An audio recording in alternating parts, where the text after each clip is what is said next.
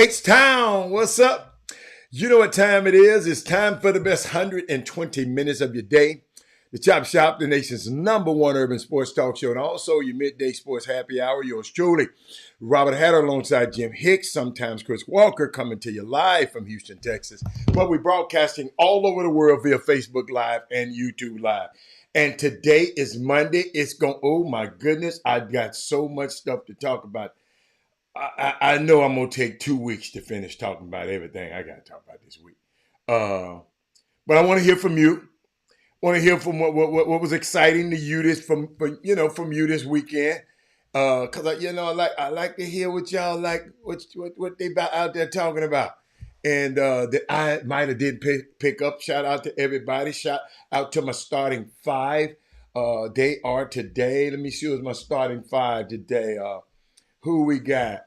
Daryl Anderson on Facebook. We got who's that? Brandy Nickerson, Dale Griggs on Facebook. We got Eric Boone on YouTube. We got D Holcomb on YouTube. We got Jeremy Davis, Sims. Share the show, everybody. I guess people are a little late today, but we gonna get it cracking. A shout out to U of H. I went by, man. I had a long day the other day. Long day.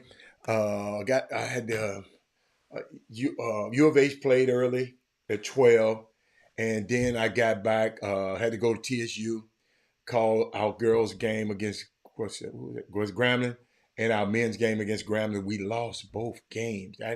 That's rare occurrence that we lose both games. A heartbreaker. Little things, execution things. Now you can't get behind. By 21 points and expect to win a basketball game. I know you're good, and I know you, but you can't. You can't spot people 21 points coming in your place, and you coming in scoring. It didn't look that good of TSU, but they fought back. Had a chance to win the game, but we did. But shout out to U of H. They put a whooping on Texas. I got a chance to see Lakeisha was at the game.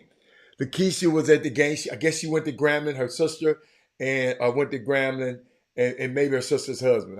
They had their whole family there, man. I really, really enjoyed that.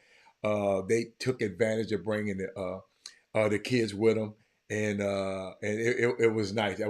I'm glad. I'm glad to get a chance. Let me tell you something. So packed in that joint the other night. It was nice. It was nice. What's up, Frank? Hey, Sonya. But that Grambling game was off the chain. The game tonight, TSU played tonight. Let me make sure I get the right timing for the women. I always, they always post stuff for the men, but they don't always post stuff for the women. Y'all gotta watch that stuff out there when you posting. Make sure you tell the women play right before the men in one. Well, it may be too much for one post, so I kind of get that. The Cactus Jack. I don't know the results, but they had the Cactus Jack HBCU basketball tournament. I guess it was a tournament or classic at. No, it was a classic at Minute Maid. I'm bringing up the women's, so I want to make sure I give y'all the right time. For the TSU women's game. They fought, they played, they just turned the ball. Man, you know what? And I'm gonna talk about it a little later. We just got to get better. Everybody, all our kids, has got to get better at handling the basketball. Mark Edwards. I mean, you work people out.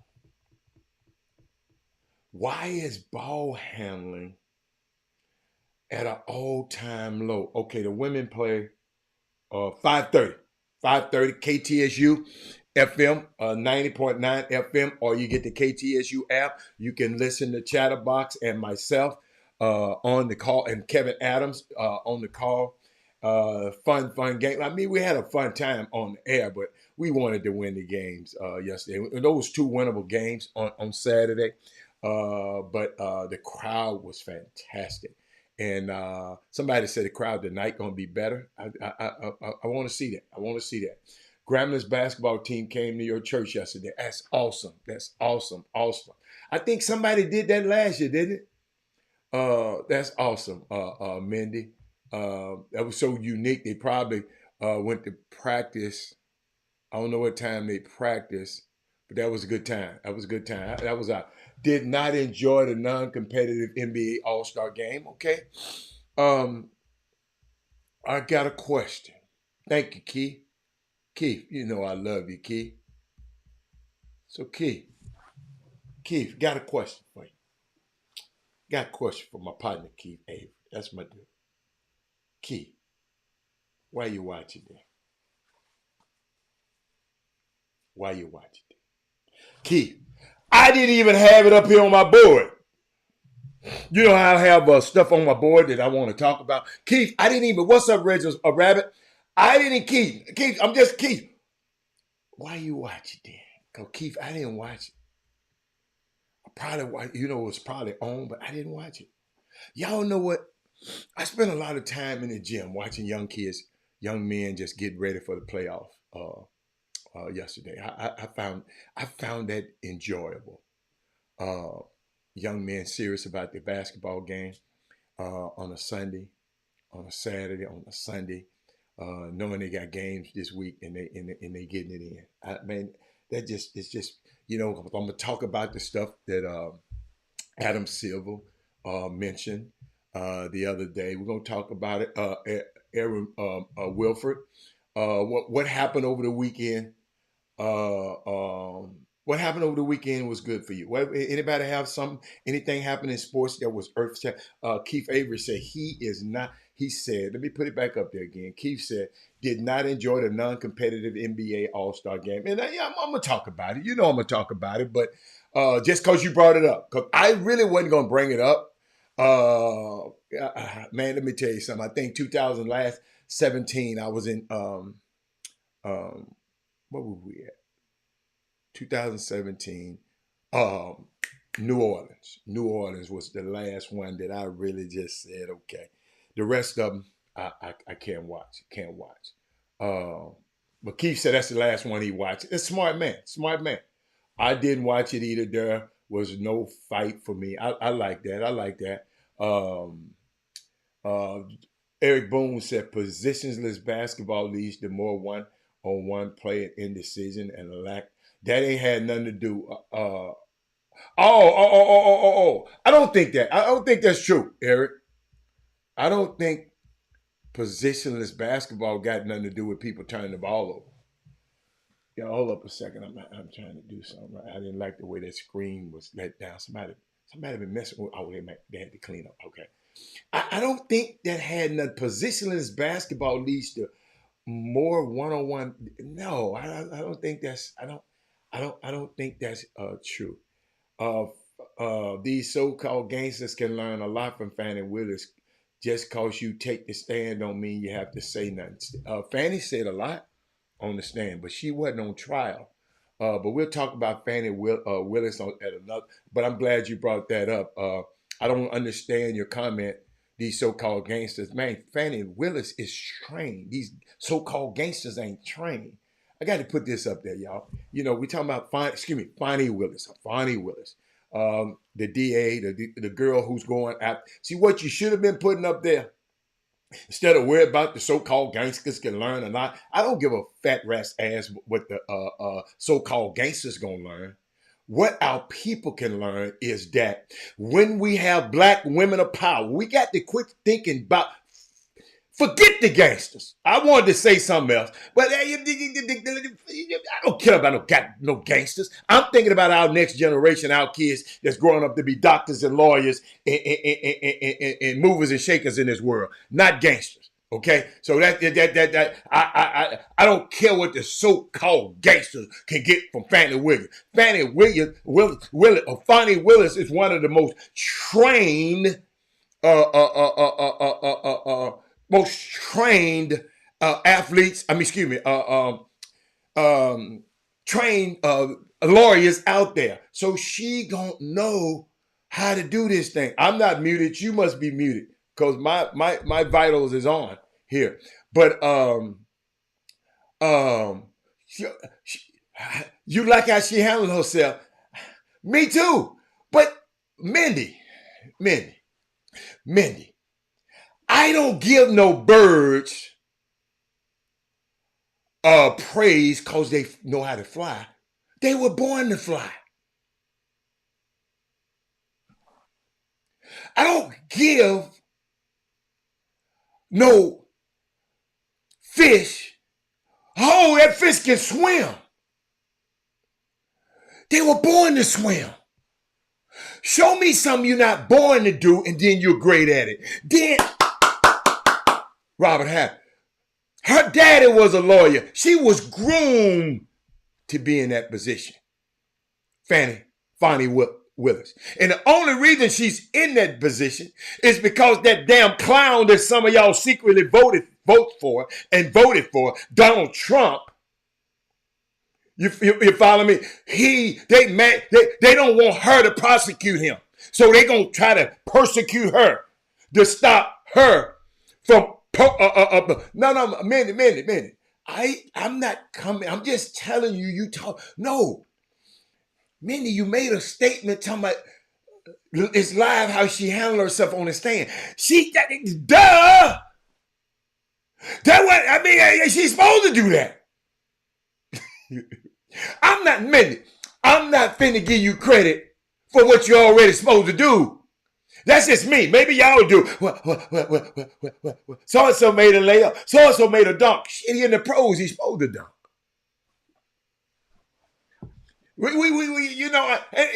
Mindy, that's just the way I think. When you put it up on the screen, you don't have to agree with me. I don't want you to agree with me.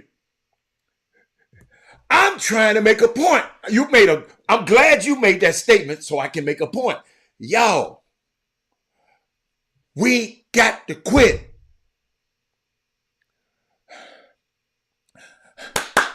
For people, Frank was born to do something.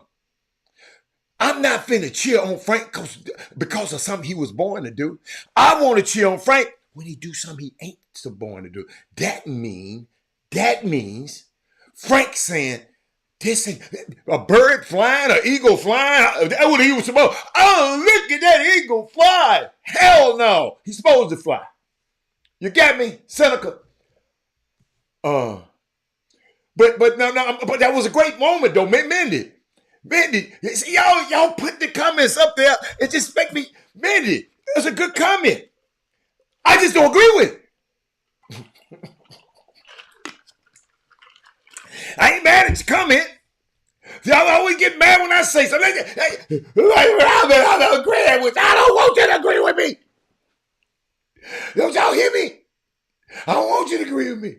If I'm in the forest, Mindy, if I'm in the forest and I'm fighting the bear, help the bear because I'm going to beat that bear's ass. He going to need some help. I ain't going to need no help. Yes, he put them in their place, but guess what? It's the fact that these MAGA ass Trumpers that was a Trump lawyer, a Trump judge, all of that. Those MAGA ass people have the nerve to try to challenge an accomplished great black woman. That's what I'm mad about. I ain't worried about her getting up. I know she can handle herself. She better be able to handle herself. She's a bad girl. Stephon Curry has to be one of the most gracious and humble superstar players we have had. Absolutely. I totally agree with you.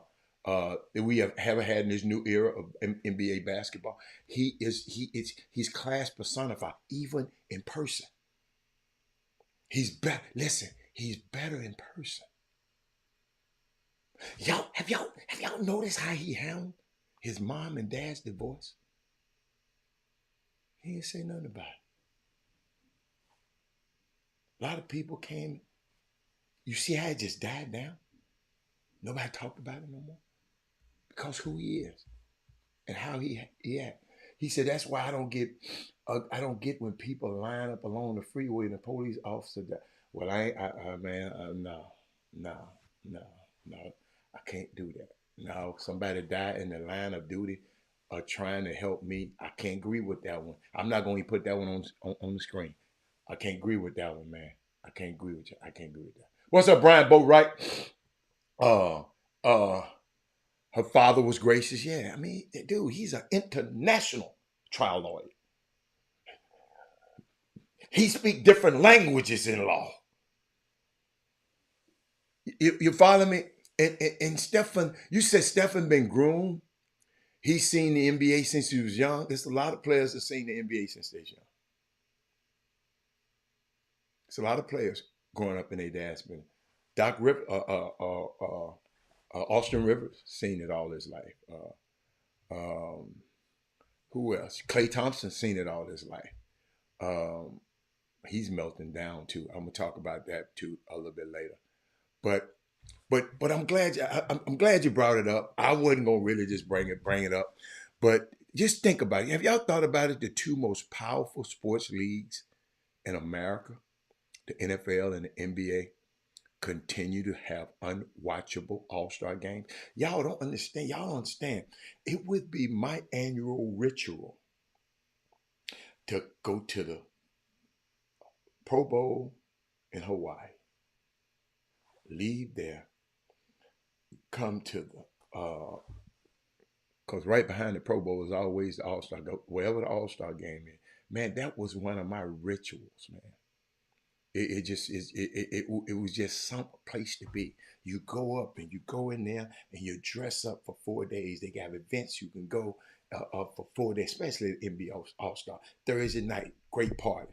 I think the Magic Johnson party. Then the Friday night is another party. Then Michael Jordan have his party. Everybody every night you. But then when Allen Iverson, bless they little heart, come in here and they just put on any damn thing, then people just can wear anything to anything. You know, it just, I know y'all probably liked it, but I used to like to dress up. We used to always say, we got to have a suit for each night. Now, shit, you can wear this to a game. I mean, you can wear this to a party. It's just, I'm just stickler for that. You know, maybe nobody else, it is, but you know what I found funny, Mindy, is that we spend so much time on worried about who the all-star starters is and get mad, who the snubs and who the subs and then the game always sucks.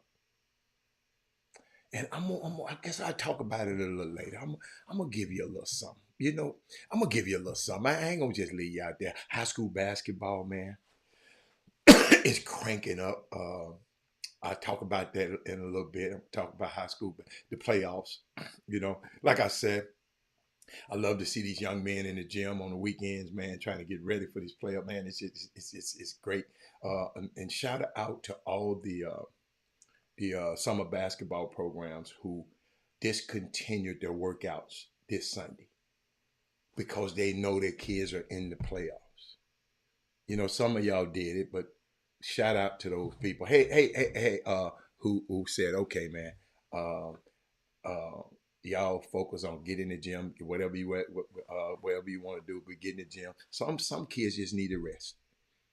Some kids, because guess what? They done went through a whole season, and I hope I get a chance to. I want to talk to the high school coaches out there. I might be a little late, but in case you know, in case it's better late than never. Uh, and I want to know from y'all later. Tell me some good teams. Shout out to Michael Garcia. I finally saw him. I saw him at the U of H game. He loved him U of H. I see now. I understand. The man had all this U of H red gear. Now I understand why he loved U of H. Mike, I got you. I'm with that. Let's go High Tower basketball girls. A shout out to them. Klay Thompson's keep getting in his own way. We're gonna talk about that. Michael, he said, "What's up, Hattie? It was nice meeting you at the game." Yeah, yeah. You had some good seats. Michael Garcia. Michael Garcia. Michael Garcia. I hate to say it. See, Mindy, watch this, Mindy. Hey, Mike, me having good seats, that ain't saying much.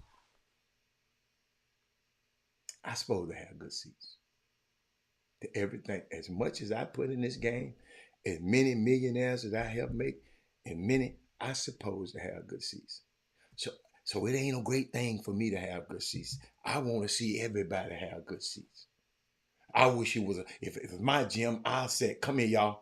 Everybody, all the people, all you rich ass folks, y'all can't buy tickets.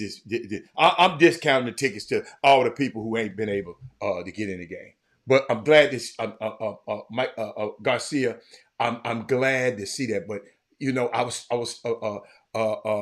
somebody said earlier that talking about Fonnie Willis handled herself well on the stand this weekend. Yeah, thanks for sharing the show, Demar Hall.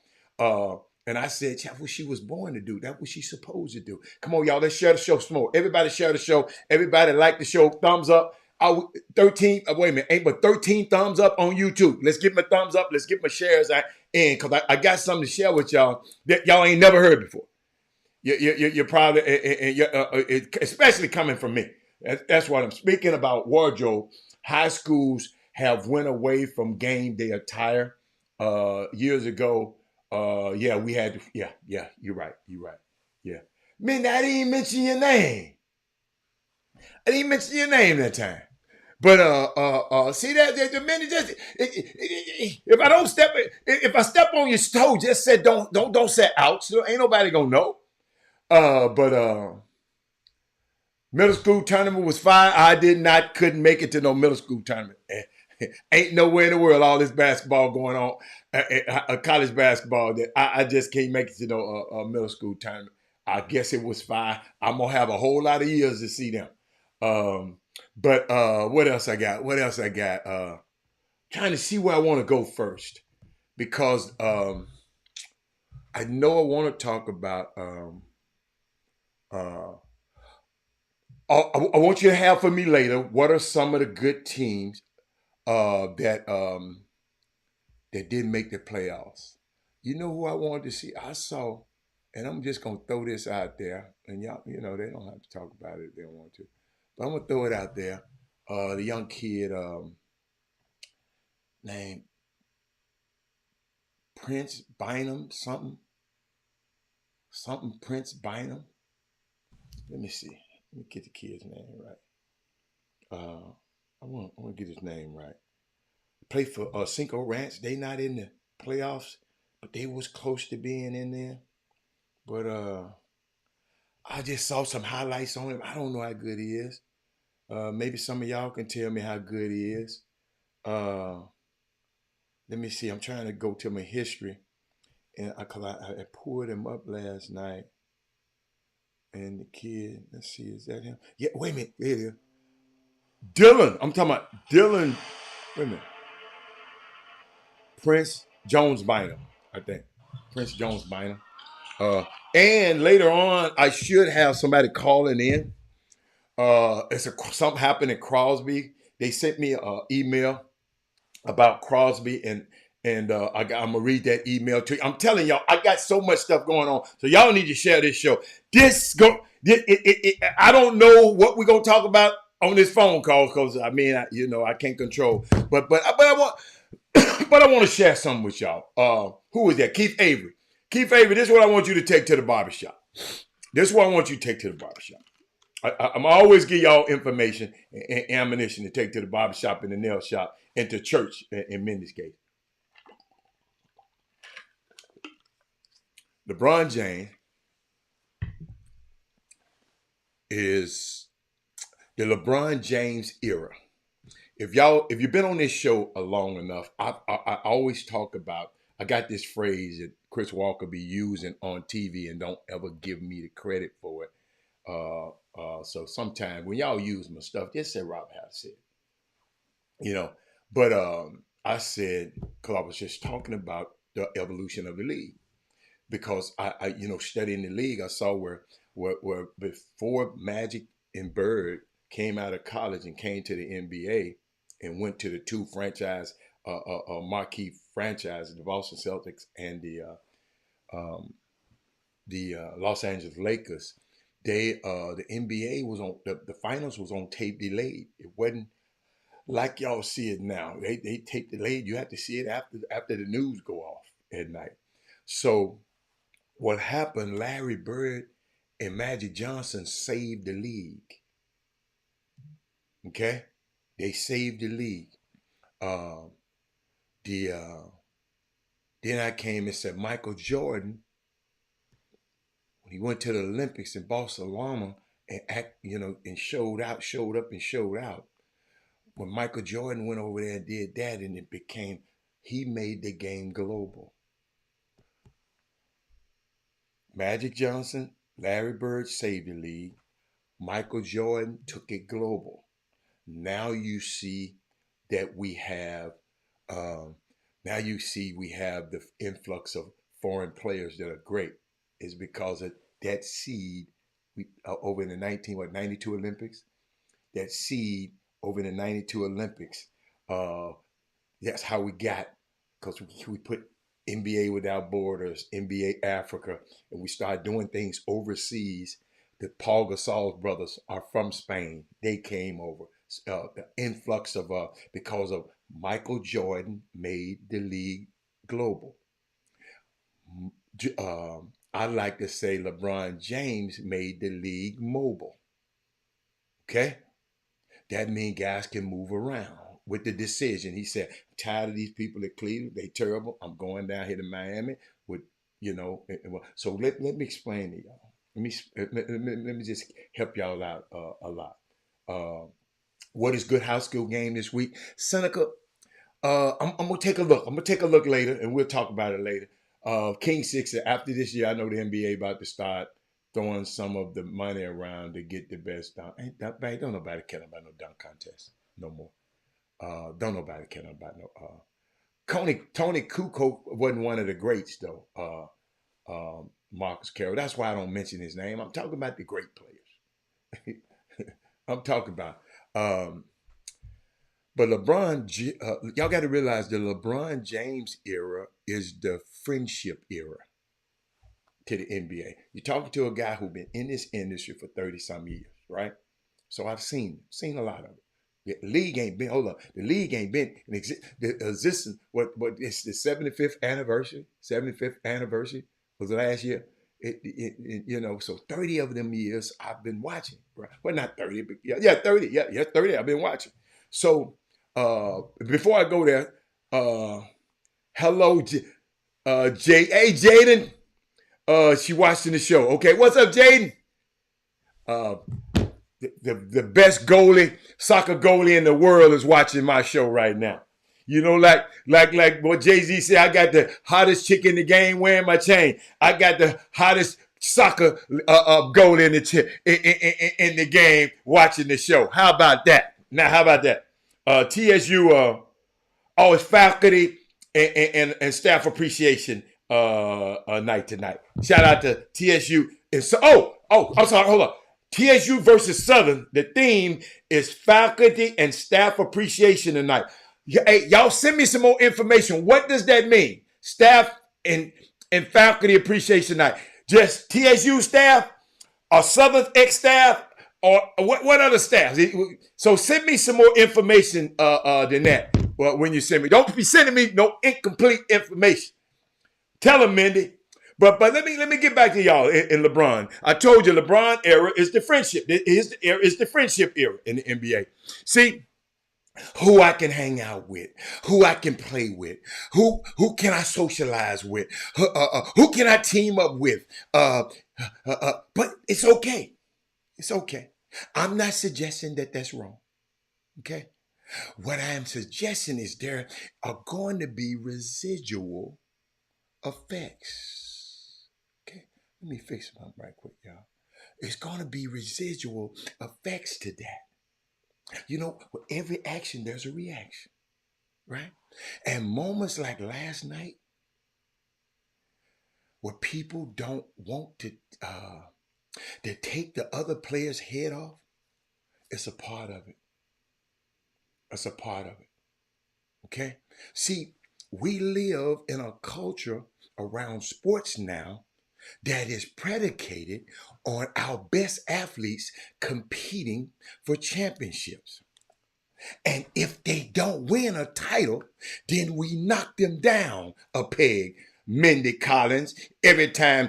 Well, James Harden ain't got no ring. James Harden ain't got no ring. But he out there competing. I mean, but y'all always see. This the era that y'all created. This the era. But let me keep going. So when athletes, in response to what y'all talk about, Mindy, to that, they deciding that they are going to team up with other players in other places. They feel like with other organizations can put an infrastructure around them. I know it, man. I love you though. When they can compete at the highest levels in their sport. Y'all need to listen to this. Y'all need to listen to this. We can't praise guys for winning titles and then knock them down for wanting to put themselves in the best position in order to do so. We can't have it both ways, ladies and gentlemen. Marcus Carroll, I know, yeah, he ain't got no championship. Marcus Carroll one of them. He ain't got no championship. He ain't got no championship. He ain't got no, man, do you think Charles Barkley's still good to me? John Stockton's still great to me. Karl Malone's still great to me. Because I don't, y'all notice, I ain't no guy to just holler about, well, he ain't got no rings. How many rings he got? Because y'all don't say Bill Russell the best, and he got 11 rings. And y'all never talk about he to go. What's my man, Sam, what his name, Sam? His teammate, Sam, what's Sam's name? Sam got 10. Y'all ain't never called Sam. What is Sam's name, man? I'm getting old, y'all. Somebody gonna put it up on the board for me.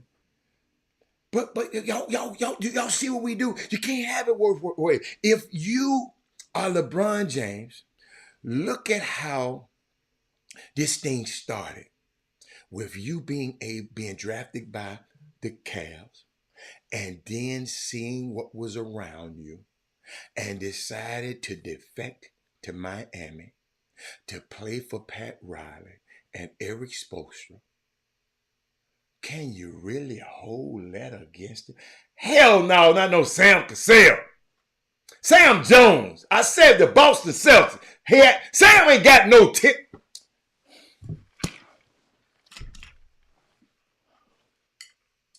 Sam Cassell ain't got no 10 rings, man. I said the man had 10 rings.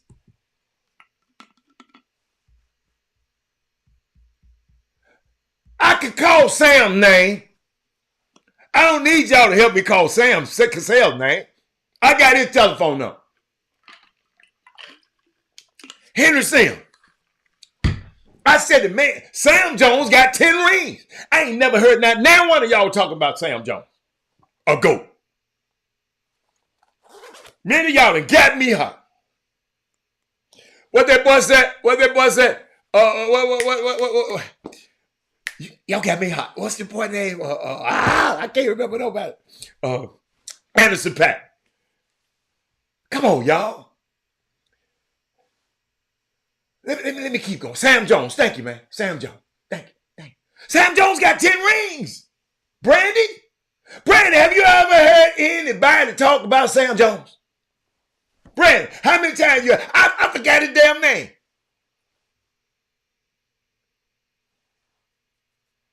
I don't know how many rings Casey Jones got. I don't know. Robert Horry ain't got no 7 rings. He got 7 rings. Yeah. No. Rings, what I'm trying to tell y'all. Y'all, I can't blame LeBron James. I don't blame him from leading the Cavs and going to defect to Miami to play for Pat Riley and Eric Spoelstra. Can you really hold that against him? I can't. He put himself in a much better basketball situation with a much more competent organization. How can you? No, not Sam Mitchell. No, Sam Jones, man. Sam Jones. Sam Jones. Google it. But he got 10 rings. But y'all, he ain't got no ring. He ain't got no ring. Like who is this? Caitlin Clark ain't won a championship. That means she ain't great. Oh, Jay Williams. Shut the hell up. ESPN, y'all get some of these people some of this money. Man, y'all need to get some new. ESPN need to just revamp, send Pat McAfee ass out of there, and all these people who, y'all, they just got. Caitlin Clark not great because she hadn't won a championship.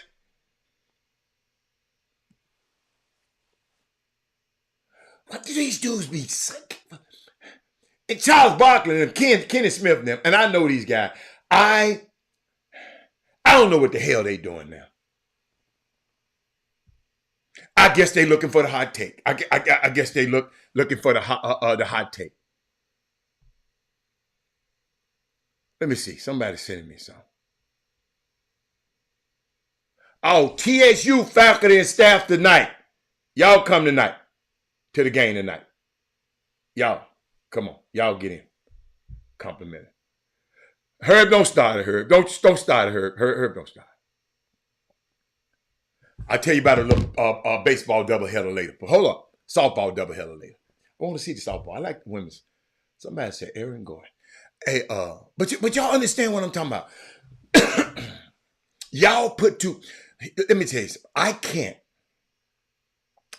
LeBron James put himself in a much better basketball situation when he left Cleveland and went to Miami with a much more competent organization, y'all. I can't knock athletes. Y'all got to hear me. That's why I don't get caught up in this stuff. I can't knock athletes for one to use their power, one to use their leverage, one to use their importance in order to put themselves in the best position in order for them to enhance their legacy. Because later on, y'all, they don't get no rings. Y'all gonna talk about it. Y'all talked about Kevin Durant. He took it but over there. He ain't won a ring since. What if he hadn't went over there? Y'all would have been talking about he ain't got no rings. And y'all know who y'all are. That's what it is now, y'all. And that's what we've made it. Not them. The players didn't make it. The fans and the media made it this way. Not LeBron James. You know, and I'm thinking about last night. They eliminated the Elam ending. The Elam ending was a little exciting. Why did they eliminate that? And then Adam Silver did not sound he said Jay Williams is tripping lately for sure. No, I'm just, dude, these people, when you talk about players, they don't like them rings, don't mean stuff. Y'all, listen. Sam Jones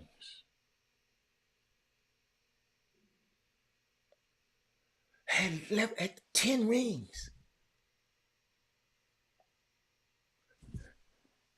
See, maybe y'all want the guys to be the best.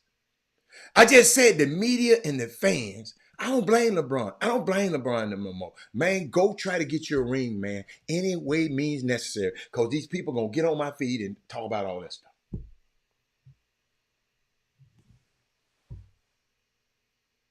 Yeah, Shaq do it too, right? Kenny do it. They worry about their rings. Yes. But they eliminated the Elam ending. Y'all don't know. They have a target score at the end of the game. And the first person to that target score wins. And Adam Silver did not sound happy, ladies and gentlemen. Did y'all see what he said? Did I put it on? I hope I put it on the board. Hold up. I can't believe y'all watch this. Watch this. 200 points scored, and now, Adam, you have something for the winning team.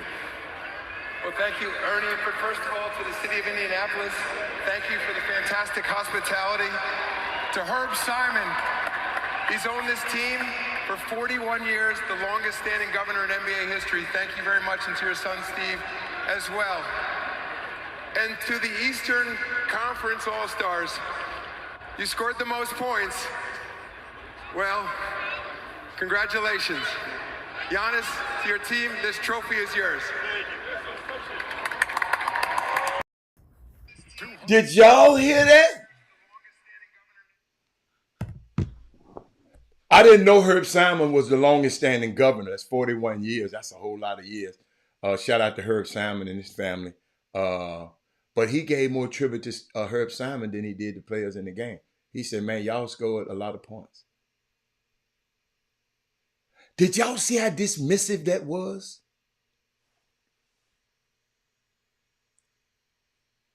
You ain't... He sounded like he's sick of their ass. He didn't sound happy. That's Lakeisha. Shout out to Lakeisha. I'm mad at her. She was cheering for Grambling the other night. I kept looking behind her and her family up there, cheering for Grambling, man. And they beat us. I didn't like that, but I enjoyed seeing her and meeting her for the first time. But Adam Silver he didn't even know what to say. You scored the most points. Hey man, here. Brandon, did you get that, Brandon? Do I need to play that again? Y'all need to share the show. Herb, did you get that? He finally had a good... They had a good all-star. I ain't gonna lie. I like the weekend that they had the target score. And they got rid of it. Them are the questions I should have asked. Then I saw Stephon gonna mess around. Gonna be in a future video, future next song. And he didn't even know. Because Russell Wilson brought a little future to the game. And he got some lessons from Steph. Watch this, y'all.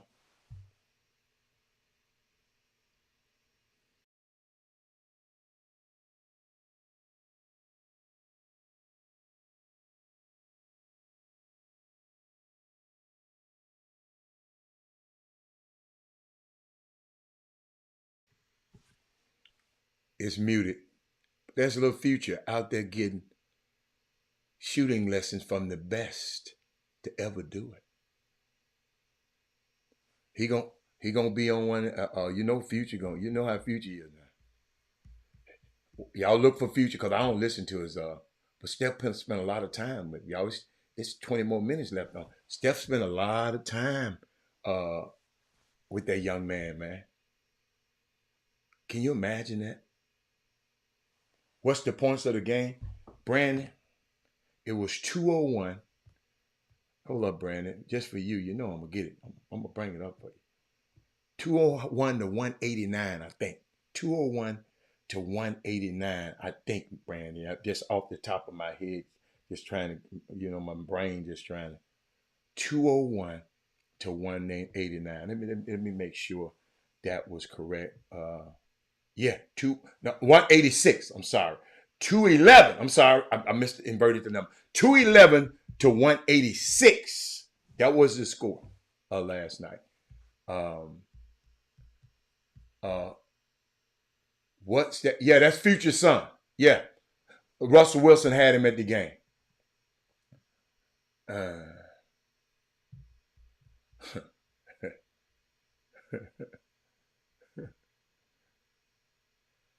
Most play their whole career and go ringless. Dominique was another great player. Absolutely. Dominique Wilkins was a great player that didn't get a ring. I'm just telling you what you are. Let's see what else. Let me see if anybody says something. Let me finish. So what else happened? Let me see. When I saw this last night in the game. I saw this video. I didn't see the whole game, but I saw this. Hold on. I saw this, and I wanted to share it with y'all. See, I'm going to tell you why. Because if I was a player out there, I would have stopped the game at this moment and demanding everybody better from everybody when I saw this. See, sometimes the players got to stand up.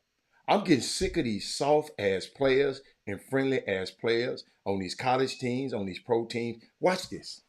Multiple flat tires. The answer. That's where we should go above the rim. We got to go get Joker above the rim.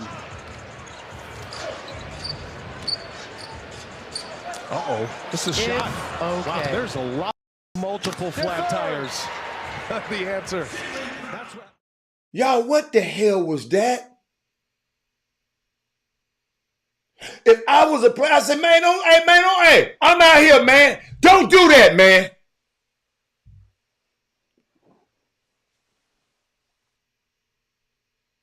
See, our problem, we get with your friends. We're in the friendship era. We're in the LeBron age. Yeah, man.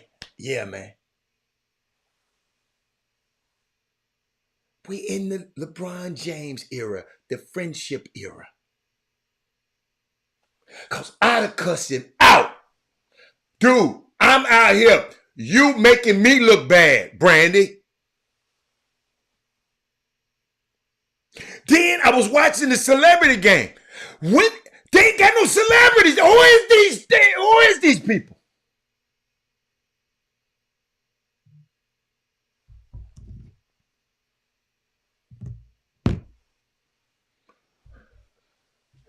Mindy, I'm watching it. Ain't no celebrities. Share the show, y'all, because I got more. I was watching. Who is it? Who is this? Who is this?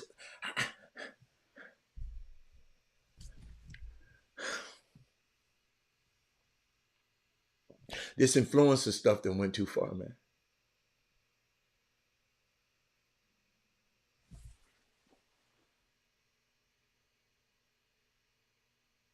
There are not celebrities.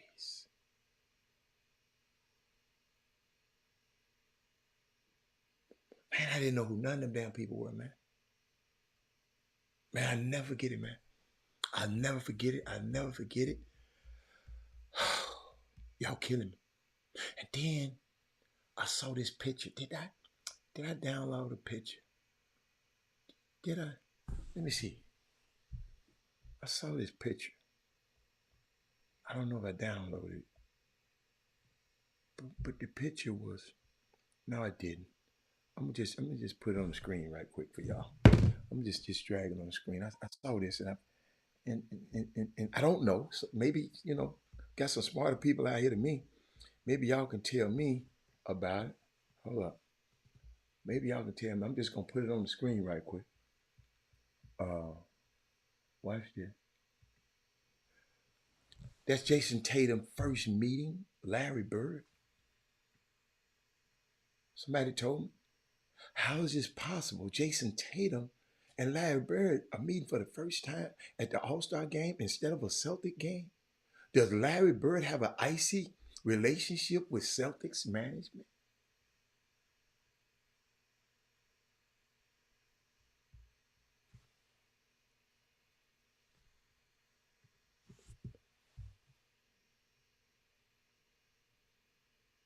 I forgot Jennifer Hudson was in the game. And she could need a better outfit to be on the halftime show and give us a song we know, because she was terrible at halftime. I was eating and wasn't paying attention to it.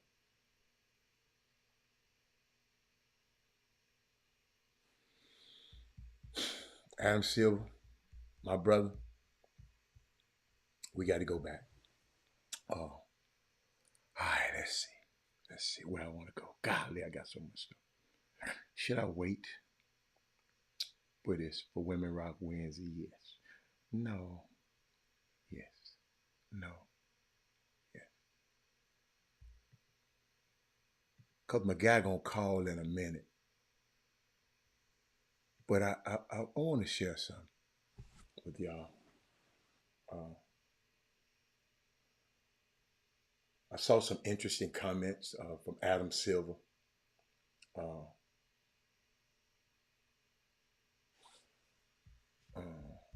Let me see what y'all saying over here. Hold up, let me see.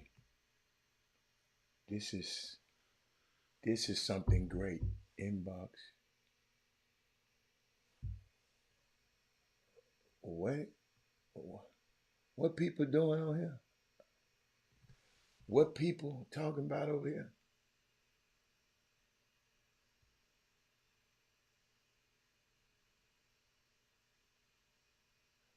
If we got somebody on here trying to sell something on the show, Donna, what you talking about? What is you doing?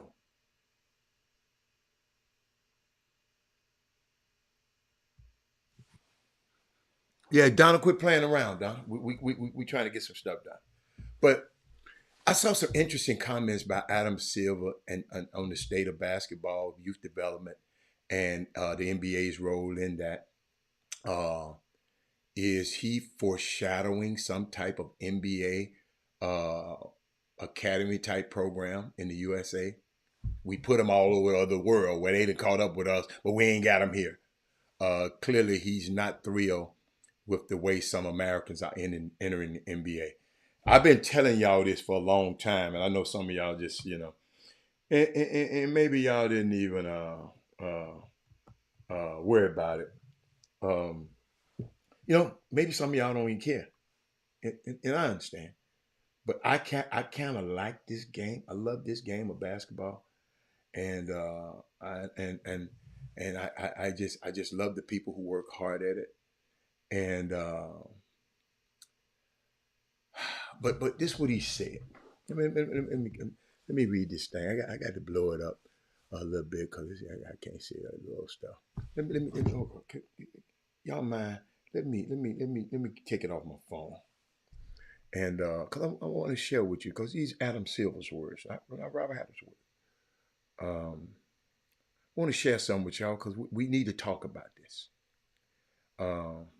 Let's see. He said, I'm not sure what the future of Team Ignite will be, because before there was a hole in the marketplace that we thought we were filling before doing that. And now my focus is turning to earlier development of those players. They thought they was filling a hole, right?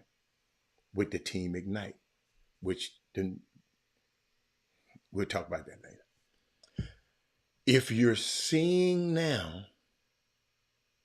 what we're seeing in terms of the close to 30% of the league, players born outside of the United States, it's clear that the development is very different in many of those programs outside of the USA. More of the focus on practice, less of a focus on game, which seems to be the opposite of many youth programs in the United States. Didn't I say this 2 weeks ago, and the week before, and a year ago, and ain't I been talking about this? I know I have. See, learning how to do certain stuff right is boring. Archie ain't gonna come film you trying to learn how to do in and out cross. Learn you how to pivot. He ain't gonna come film that for you. But y'all need to learn how to pivot. But I'm gonna keep going. But I got to go here. I got to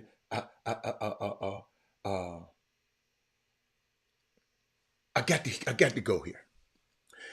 Adam Silver said, I think now we've begun discussions with the NCAA. The vast majority of top players would play in college and never play in the NBA. Of course. So we have a common interest in just improving the game, developing players. Ain't that what I've been talking about? And I know people be mad at me. I'm developing players. There's no question. They're coming into the league incredibly skilled. But that doesn't necessarily translate for them to be team basketball players, ladies and gentlemen. That's why you got these kids leaving schools, leaving high schools, leaving winning programs to go to a losing program.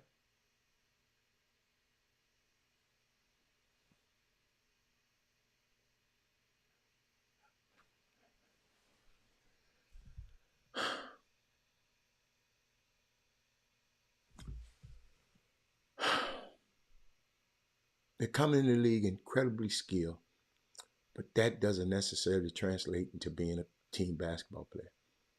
And then what I'm hearing for some of this Adam Silver, some of the coaches that may be complaining about the inability to play defense is that these players are not as prepared as I'd like them to be, Adam Silver, particularly as very high draft picks. I keep telling y'all this. But right here in the NBA, Robert, he can buy his mama a house if he get another contract.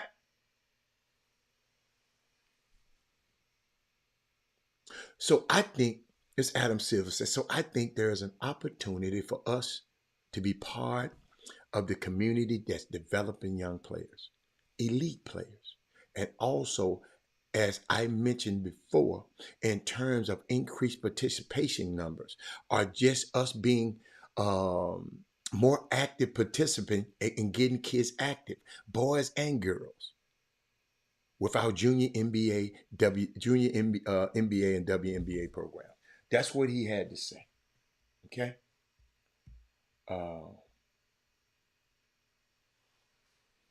So some people calling me and telling me Robert Adam Silver done messed up the game.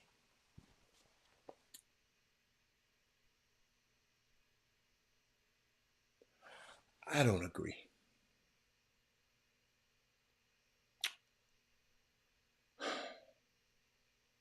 When I think about it, man,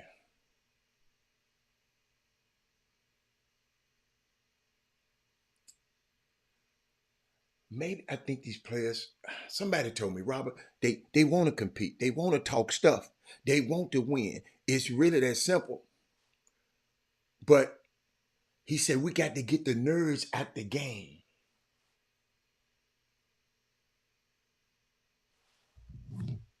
We got to get the nerds out the game, they was telling me.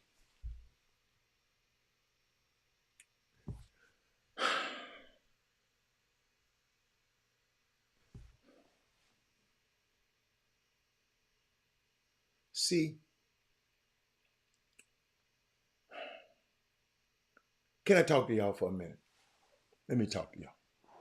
He said coaches are afraid to man up on players' integrity, energy, and effort because of social media. Why is it because of social media? Y'all, we got a team of players just quitting on one of the greatest men and one of the greatest college coaches that I've ever been around. You got kids quitting. Just ain't playing hard. You got a guy that they paying a lot of NIL money, get knocked down after a layup and lay his ass on the floor. Couldn't have been my son. While the other team went down there 5-on-4. And you laying your ass on the other end. And you show Axford. You done been to 12 damn colleges. College coaches out there, hear me now. When you go recruiting these transfer portal ass kids, y'all hear me on this one, college coaches. I'm helping y'all out today. Don't just bring their ass to your campus. You go where they at. Take your ass to see how they living, wherever they living. Go and visit them. Don't bring all of this mess onto your damn camp, all these cancers onto your damn campus. And I'm serious about that. Go see their ass. They come show up in your, oh, they nice, and go see how they treat them other people there where their ass come from. Now, let me get back. Somebody, my call-in guy said they trying to call. Did I give him the right number? Hold on. Let me see. Try again. Again. But I didn't see it. Try again. I forgot. Okay. All right. I got you there, homeboy. Hey, what's up, homeboy? How you doing, man? I'm doing good. I'm trying to see how do I turn my volume up on this thing. Hold on, y'all. I'm so I can get y'all right. I knew how to do it last time. Oh, there you go. Ladies and gentlemen, let me set this up. Let me set this up before I talk to Mr. Anderson on the phone, and I'm gonna come back. Y'all remember when I come back, I'm talking about the development. I'm talking about basketball development. When I come back, I got something for you that y'all gonna be able to share with the world. Okay, so share, tell a friend, tell another friend. I need y'all to be here. Something great about to happen. But right now, I got email. I'm trying to find all my emails. First email was, hold on. Somebody explained. They said this with their emails. They said, "Can someone explain to me?" Let me put my glasses on. Yeah. I'm finna get down. I'm finna get down with it today. I'm finna get down with it. I might take my jacket off in a second.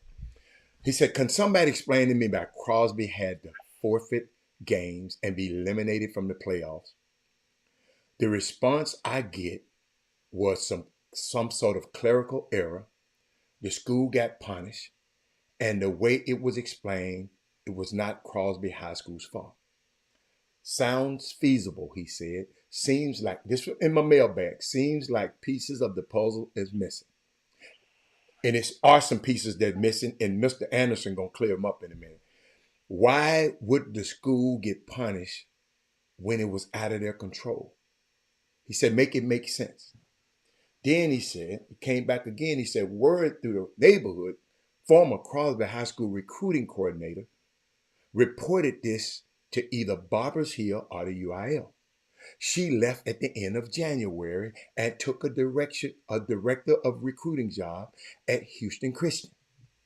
This somehow ties into the coach's son being academically ineligible during the season. I'm just going by the email. It's not my words. I'm giving you email. It says a group of teachers are against the high school coach. That says there is a group of teachers that are not willing to at least give him a 70 as a passing grade. As the head coach, you should be able to make this happen and more for your son. In all my years covering high school, he said, in all the years of covering high school basketball, have you ever heard of a high school coach not being eligible due to grades? No, I haven't. So it's a lot of stuff going on at Crosby. Players ineligible. Crosby, let me go to Jimmy's website so I can have it. Their standings. And Mr. Anderson, maybe you can help me. They in that district that y'all don't know. I don't care too much about. They with Barbers Hill and all of them, and Needleland and Goose Creek Memorial. So, Mr. Anderson, I got those letters. I'm glad I had you because you are involved with the program because you have a son on the program. Tell me what happened at Crosby. And the reason, look at y'all, listen to me, ladies and gentlemen. This is not a mess fight. Y'all know I am. I'm trying to prevent another parent from going through this. Okay? This is my goal out of this conversation. So, Mr. Anderson, talk to me. Tell me what's happening. Tell me what happened and you got to give it to me because we got listeners all over the country. So you're going to be helping people all over the country. Talk to me. Okay. Mm-hmm. All right. So here we go. First of all, the school district itself is a little suspect to me. Okay. Okay. But my son district, and he moved there from last year. He was in another school district. Let me just say that, and decided to move over there. He got there. Let me just say that. So during the season, we started off. Kids wasn't gelling real good on the basketball court. At some point, they clicked, got it together, and started winning. Well, we played these same schools, the Barbers Hill, the Port Arthur Memorial, the Goose Creek, and all that, and we lost to them. Nobody said nothing. My son was in cross country, varsity cross country. Nobody said nothing. The season started. Hold up. They allowed your son to run in cross country. No problem. No problem. Okay, keep going. So they started basketball season. They started losing. They was 2-3 and 2-5 and 2-6. Nobody said nothing. So the second time we play everybody in the district twice. Right. So the second time they get ready to play Barbers Hill, there's an anonymous phone call that comes across the line saying, I think there are some ineligible players on Crosby's basketball team. So after they did the research and whatever else, found that it was just a clerical error. They forgot to send a couple pieces of paper, and they said, go ahead and let them play tonight, and we'll get this straight out. We'll get this straight next week. Well, they played that night, and they beat Barbers Hill. The number one ranked team, the number one team in the district. Okay. Number one team in the district. So when they beat Barbers Hill moved to number 2. So Goose Creek fell to number 6. Okay. Number 5. Okay. So that put them completely out the playoffs. Crosby went on a run of 4 straight wins that beat the number 2, and number 1, number 2, and number 3. So that knocked everybody down. So now everybody's like, okay, well, Crosby may be a problem in the playoffs. So they got back on the horn and said, hey, there is a problem with the students over at Crosby. So they started looking into the paperwork and whatever. So from my understanding, somebody in the district said, well, we're sorry that happened. They went in front of the what you call it, the district committee. Yeah, the deck committee. Yeah. Deck committee, and they had a powwow, and the deck committee said, okay, here's a clerical error, but even still, just a clerical error, we're going to deny y'all from the playoffs. Didn't give us an opportunity to go in front of UIL. Didn't give us didn't give us an opportunity to share our story. They just said y'all out the playoffs. So the people that was part of the deck was Goose Creek and Barbers Hill. Wow. People that was so wait a minute. So you're saying the people at Barbers Hill and Crosby, they control the deck committee.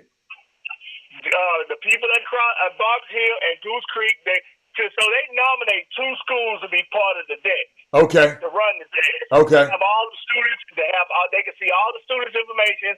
They can see who playing, who eligible, who not eligible. So that paperwork wasn't. If the paperwork wasn't turned in correctly and on time, they knew that back when they was running cross country before basketball even started. But they had all the information the whole time. I got a question. So if they don't beat them teams, and they won't nobody even be talking about this right now. Oh no! If they came out 5-9, we don't even have a conversation. If they didn't make the playoffs, we wouldn't have a conversation. They wouldn't have to forfeit nothing. Wow.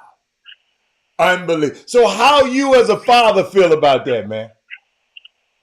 I think we got jacked because we black. So you think if y'all was, but Crosby ain't black? Crosby, every player on their team black. Oh, it is? I didn't know that. Yes, sir. Oh my! And it's sad to happen during Black History Month. Oh yeah, they trying. Hey, your homeboy selling sneakers during Black History Month, man. Come on, man. Your homeboy, the Orange Cheeto, what's his name? I don't like to call his name. You know, about 45. Ain't that what they call him? So Oh yeah. yeah, he's selling sneakers now, man. Yeah. Yeah. So Oh yeah. So it's a problem, man. It's a problem. It's a problem because had Barbers Hill and Goose Creek not been benefactors of Crosby forfeiting, yeah, you wouldn't have had a problem. I wouldn't have a problem with it. I got you. It's just the two schools that control the debt committee who made this decision happen to be benefactors, happen to be from these two schools. Yes. Yeah. Okay. I got you. So and I would, and here's another caveat. If they would have said this at the beginning of the year, because they're saying, the debt committee is saying, it was an oversight that we didn't know about at the beginning of the year. If it was an oversight for you, why it couldn't have been an oversight for Crosby at the end of the year, at the end of the season? Why it couldn't have been an oversight for them? We thought we got the paperwork in. The lady that's supposed to do the paperwork, she left. We got it. We thought we had everything in. Why couldn't it be an oversight for us? It was oversight for y'all. Y'all didn't see it for the beginning of the season. Why is it an oversight now? Why it can't be an oversight for Crosby? So it's some shady stuff happening down there on that side of the country, on that side of the city. Oh, for sure. I think so. Wow. But what we're gonna do, Reggie, because I got people who watching this show from all over, and they gonna comment, they're gonna send me texts. I hate it, man, because I saw where your young fellas and they start winning, they start beating them teams. But didn't nobody say nothing when they were getting their head knocked off. But soon it get down to the nitty gritty, when it's too late and it's time for the playoffs, you pull this thing. That's the part that I don't like. Absolutely. That's the part. But hey, Reggie, well, man, it's not about me. It's about, I saw how much hard work that these kids put in. They lost, took their loss on the chin, came back, stepped up and won. Then they shouldn't punish these kids like that. It's about the kids. It ain't about the grown people. Okay. And I will say this: I was at the game with Barbers Hill played Crosby, and those parents out there. You ain't got to tell me. I got them on video. Their parents are horrible. I got them on video. And just in case the people don't know, I got them on video right now. Somebody sent me almost a 2-minute video on them people. But Reggie, Reggie, we're going to talk about it a little bit, but thank you so much, man. I appreciate it for you bringing that light, because somebody else emailed me first to talk about it, and then I knew your son went there, and I just wanted to hear your point of view. But thank you so much. I'm finna see what people saying on the feed right now. And but thanks for the platform. I appreciate it, baby. All right, bye. Hey, man, I still like to hear from the people, because I know it's 3 sides to every story. Their side and the truth. Something happened. I don't care. Somebody texted me about, but something happened. The person who texted me, something happened. Something happened. I don't care if you know Barbara's here. I don't care. Something happened for them to do that to this school. Something happened. And I don't know what happened, because anytime you mention Barbara's here, this is the same school that still refused to let a little black boy come into school because of the way his hair is. And ugly as some of their damn hair. Ugly as some of their damn hair is out there. And matted up and nasty out there. I mean, I don't like that. I just don't. I don't like it. I don't like it. I don't like it. Right is right, ladies and gentlemen.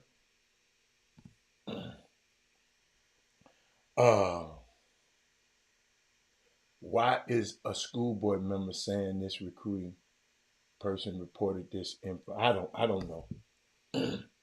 I don't know. I don't know. Something is going on out there, Gary. I don't know. I just hate when people send me an email. Y'all got to understand, no matter how trivial it might mean to other people, because it's not happening to them. When people send me an email and then somebody call me and talk, I want to blame it to the platform because I don't know. I don't go to Barbers Hill School. I don't even know nobody who go there. I ain't never know nobody who go there. So I don't know what's going on out in that district. You know what I'm saying? So I just, I just hope it don't hurt the kids and what they're trying to do. Because, I mean, it always comes back. Y'all got to understand, I am an advocate for the young players. If the kids, it was a clerical error, it was by a grown-up. It was by a grown-up. It was a clerical error. They didn't get the paperwork in to the people right. But they did not talk about it until after this game. When the team was getting their ass whooped, they wasn't saying nothing. They knew they had this information all the time. Gary Carter, they had this information all the time. But they bring it up now because Goose Creek Memorial could have been left out the playoffs. And Barbers Hill could have lost their seeding. Instead of being number one, they probably was number two. Come on, man. Come on. I don't take up. Listen, right is right. But back to what I was talking about, because I was thinking about what Adam Silver was saying, because it's important to me. Development is important to me. And I thought about the things he said, and I just want to share with y'all. Because we talking about these high school players, but I'm telling y'all, I've seen so much bad basketball. Excuse me, I told y'all I stopped going to high school basketball because there was so much bad basketball. And I'm gonna explain to y'all in just case you know, because somebody asked me, "But Robert, what is bad basketball?" Guess what? I'm gonna explain to your ass what bad basketball is today. So share the show. If some of your friends don't know, you'll probably already know, but you're gonna be the smartest lady at the barbershop. Because I'm going to give you what basketball, in my opinion, is. So let me show you something.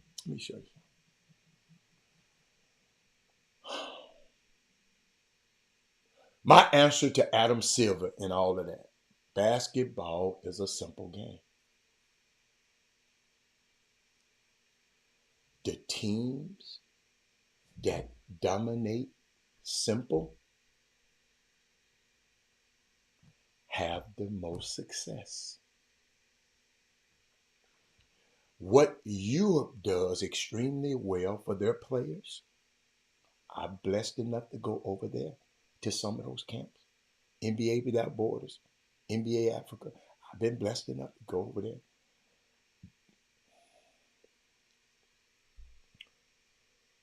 The Europe does, what they do good is listen to this, is give them a solid foundation. Okay? Of understanding team basketball. Give them freedom to build their individual skill.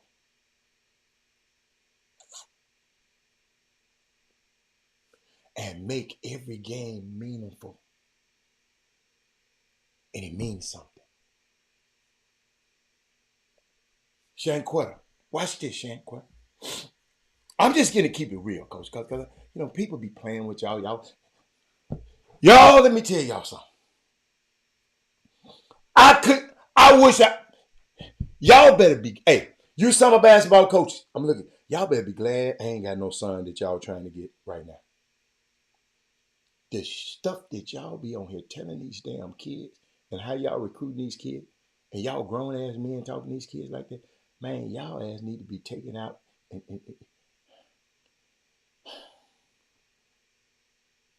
It's pitiful. But let me get back. What I was talking about, the foundation. Foundation of understanding team basketball. That foundation is simple to teach. Robert Carroll, I'm telling you, I'm going to call and tell you. Believe me, I'm going to call and let you know. But let me keep going. Robert Carroll, when y'all talking about on y'all show again, y'all can use it. The foundations are simple to teach. We don't do a good job of this in America. Because if a kid athletic, man, let him do what he do. Let him go to work. Let him do him. Let him do him. But guess what? Watch me. Y'all follow me. I ain't mad at nobody.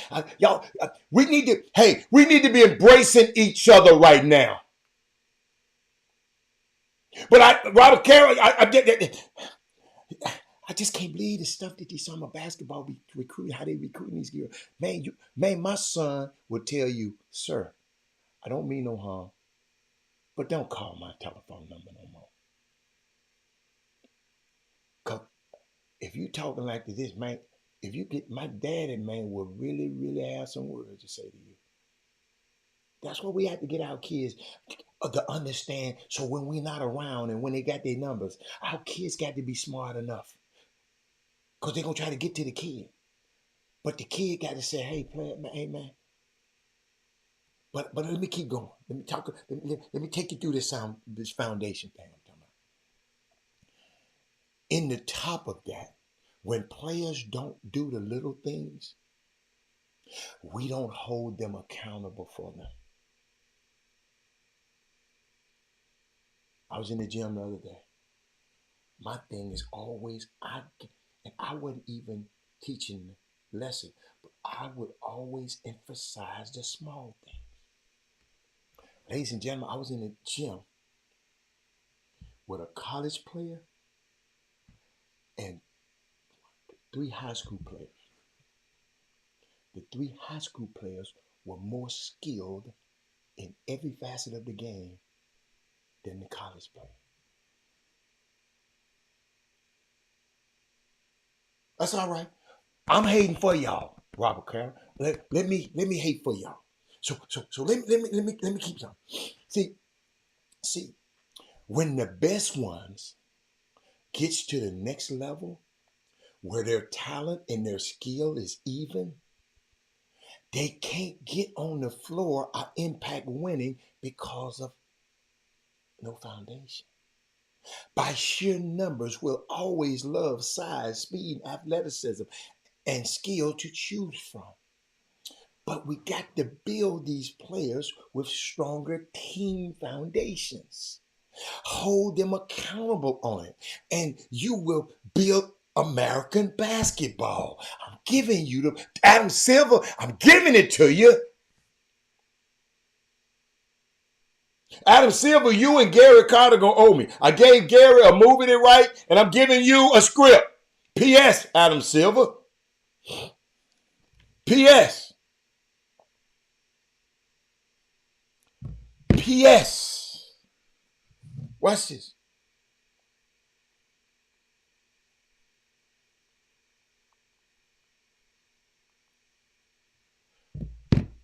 P.S. Adam, the reason this problem won't happen is the same reason why people don't even want to listen to what I'm saying right now, because it's boring. This is boring. Pivoting, learn how to pivot and learn how to, learning how when you have a baseline drive and baseline drift, you can't pass the ball with inside hand. You got to pass it with the outside hand. Because it's a better angle. Because you're damn near out of bounds and making the ball curve back in. But some people will run that drill and try to throw with their right hand or with 2 hands. I know y'all said, it's boring. NBA Commissioner Adam Silver came out, y'all doing the All-Star break, in case you just came on, and was talking about how the feedback from NBA coaches was that the young players in the league aren't prepared to play at that level.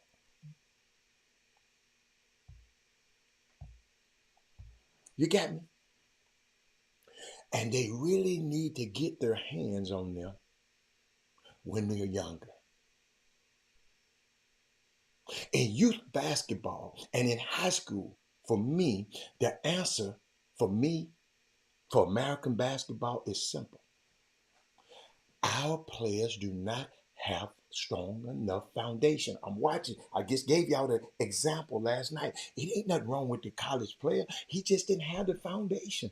Them other kids was playing when they were younger. He didn't play to probably when he started in the 9th grade. So guess what? It ain't him. It's just that you just ain't got that. I never forget when I brought my son to play tennis. He just wanted to play tennis. Somebody said, man, you should have brought him 5 years ago. He'd have been a much better tennis player. I didn't bring him 5 minutes. I ain't trying to get him to be no pro tennis player.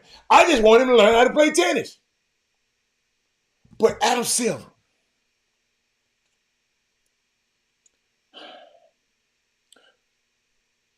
we want the young players into the league being more prepared at that level. I told y'all, Antoine, hold up.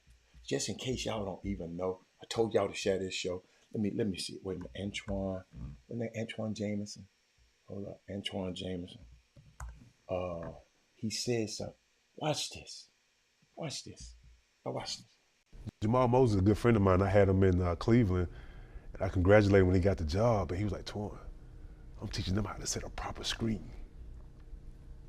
And he's not talking about rookies. He's talking about guys that have been in the league for 2 or 3 years. And I'm just like, we learned that in college. Fundamentals and things of that nature. So high school. The game of basketball has changed. I mean, imagine us playing in today's game. Jamal Moses is a good friend of mine. I had him in Cleveland, and I congratulated him when he got the job. And he was like, Twan. Did y'all hear that? Hold up, y'all. I got another screen worker. But did y'all, that's Antoine James, a former pro, telling him guys 3 years in the league don't know how to do this stuff. You follow me?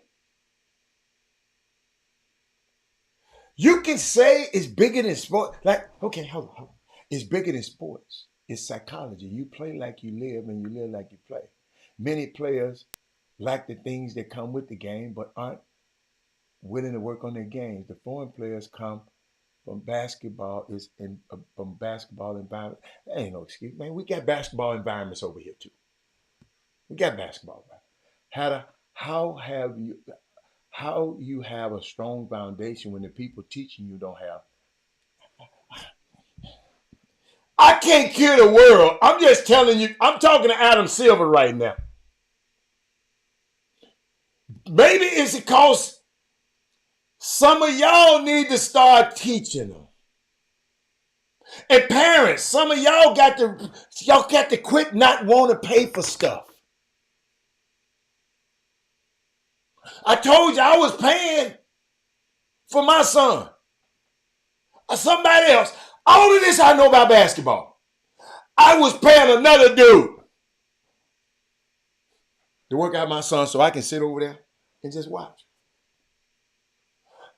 But one day, I had to go to the ATM.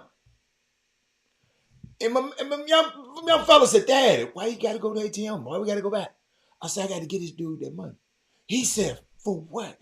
You been paying him all this time? I said, yeah.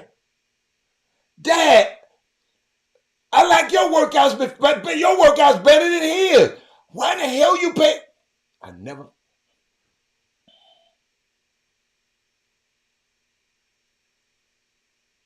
Y'all, we got to learn how to teach basketball to people who don't know how to play.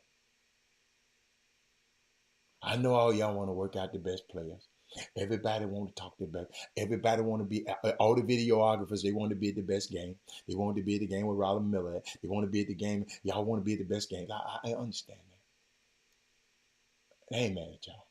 But to a guy that been traveling around the country calling basketball games in the SWAC and seeing how Some of these players should be on Power 5 teams, but they're lacking certain foundations. Y'all, I'm telling you, I'm watching y'all. I did my research on it. This is a guy who I got 2 games to go to tonight. Live games, the girl game and the men's game tonight. TSU versus Southern tonight. The girls start at 5:30. I need y'all to have your kids in there tonight. And at 7:30, I need to have your kids at there to see the men's tonight. If you ain't playing, if you're in all of you guys that's out of the playoffs, instead of you taking your ass to watch them guys who will knock you out the playoff, you need to go to TSU game tonight.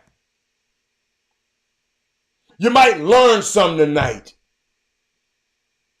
How these guys just missing 1 or 2 things because nobody helped them build their foundations in the beginning. Every time they catch the ball, they standing up. So that means what? You have to dip back down and you do a move. You're not shot ready. You're not game shots for game spots. But then you think that's working out. Hell no. That's not it, big coach. I sit here and know it. Everybody else should know it. You know why I know it? I study it. I study the game of basketball. I told y'all, it's people that watch basketball. It's people that watch it and people that know basketball. Robert Carroll. Can y'all imagine me? I'm sitting there calling the game in an obscure place. I mean, in Mississippi Valley. I'm watching these young men who because I have to look at their profiles because to know of something, to call the game, I got to know about it. All of them came from 3 or 4 different colleges. Because their foundation wasn't right, ladies and gentlemen.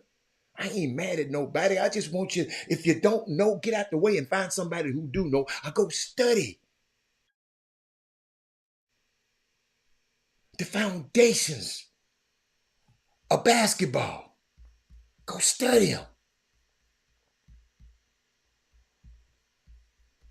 But let me finish.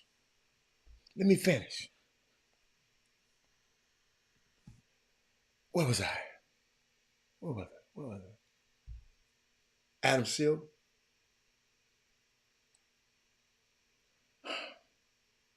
He said,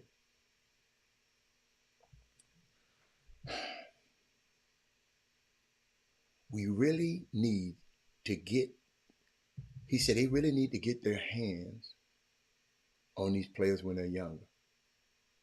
Right? Youth basketball, high school.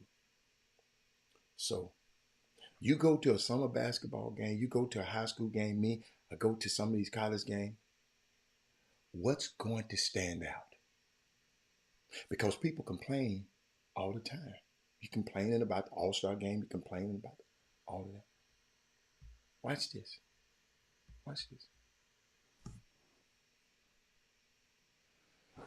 What is going to stand out? I'm finna give y'all something I'll be looking for.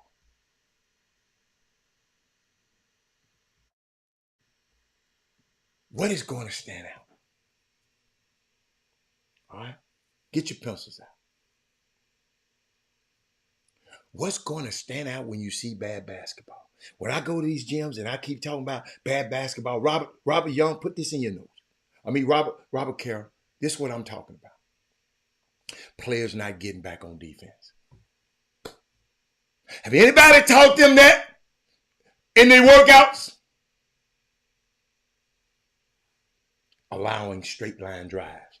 Man, I'm in a college basketball game. Ain't no damn way somebody's supposed to get from all the way to from the wing, straight line drive to the basket. Ain't no way. Like that mess that them clowns with them kids on Memphis team was allowing SMU to do last night. All of this is your foundation. In case you didn't know, coaches, Robert had to give it to you today. Not closing out with your hands up. Giving up second chance points. On offense, not passing the ball. In the right spot, in the right time, in the right moment. Not understanding how to space the floor. Over dribbling. That's why I keep telling y'all, I don't like them ball beaters.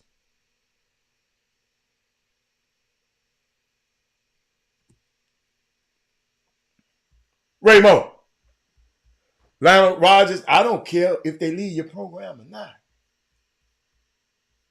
I ain't telling you to challenge nobody. I said teach them at a young age. Y'all trying to teach these grown ass men. These big boys ain't finna do nothing. Let me finish.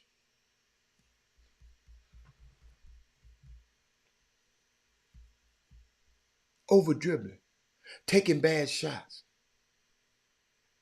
You take all of these things, man. I got you. You take all these things. I ask you to watch a college game.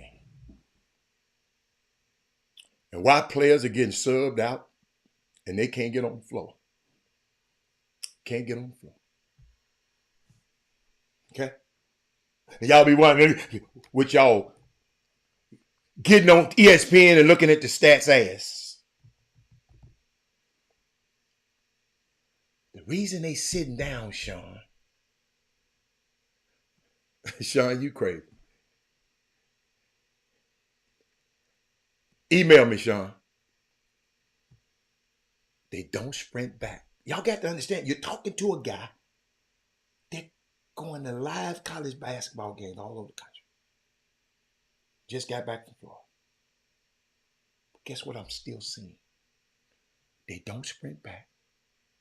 They don't keep their players in front of them. They don't help early in rotations. They are not communicating on defense. They are over dribbling. They hold the basketball at too long and they take tough shots. It's the same things, y'all. And here we are worried about, hey, we got to teach this snake dribble off the pick and roll. We got to teach this step back. Yo, all the snake dribbles and all the step back, it doesn't matter if you don't build a strong foundation. Those are advanced moves. You can't build anything on top of that mess.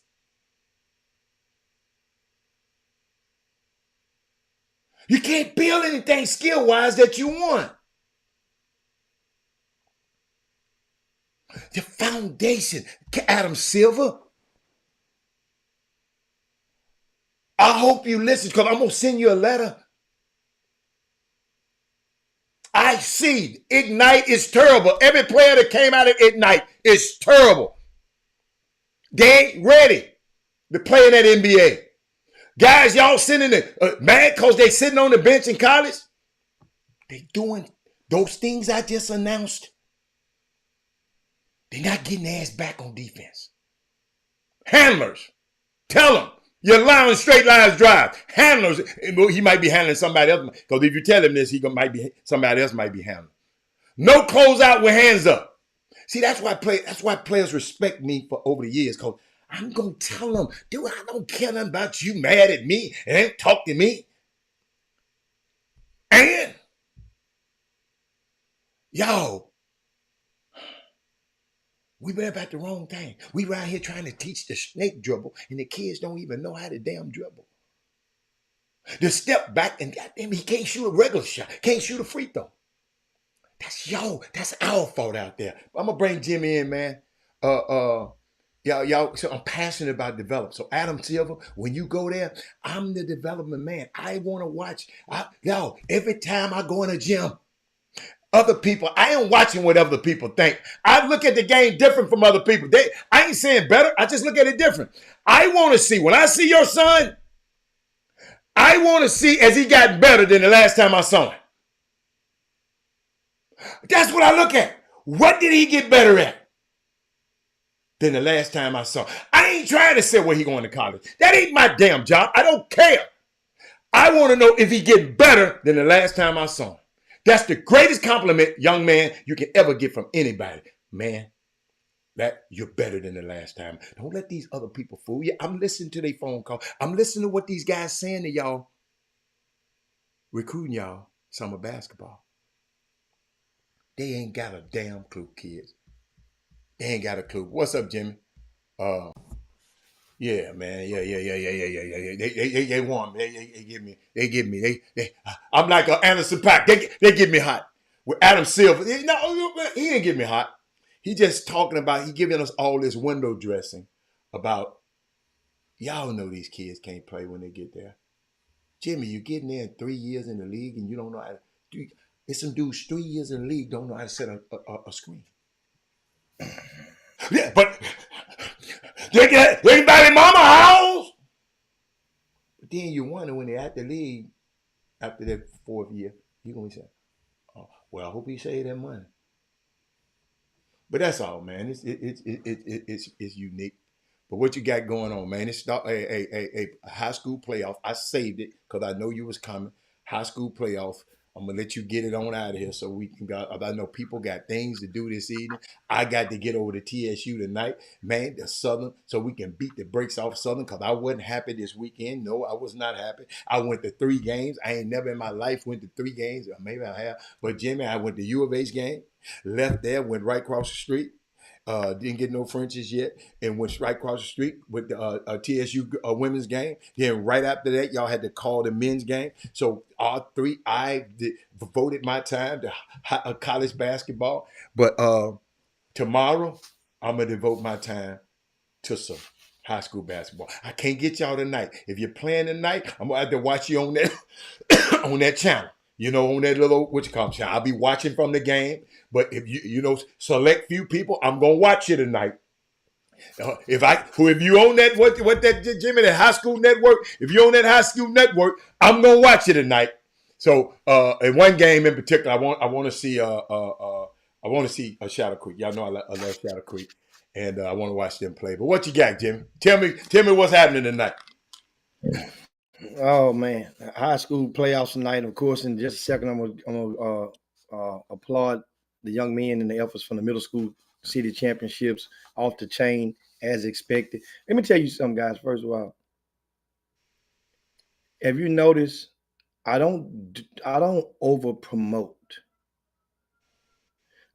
Everything that I do, I don't bang the table and say this is the place you gotta be at.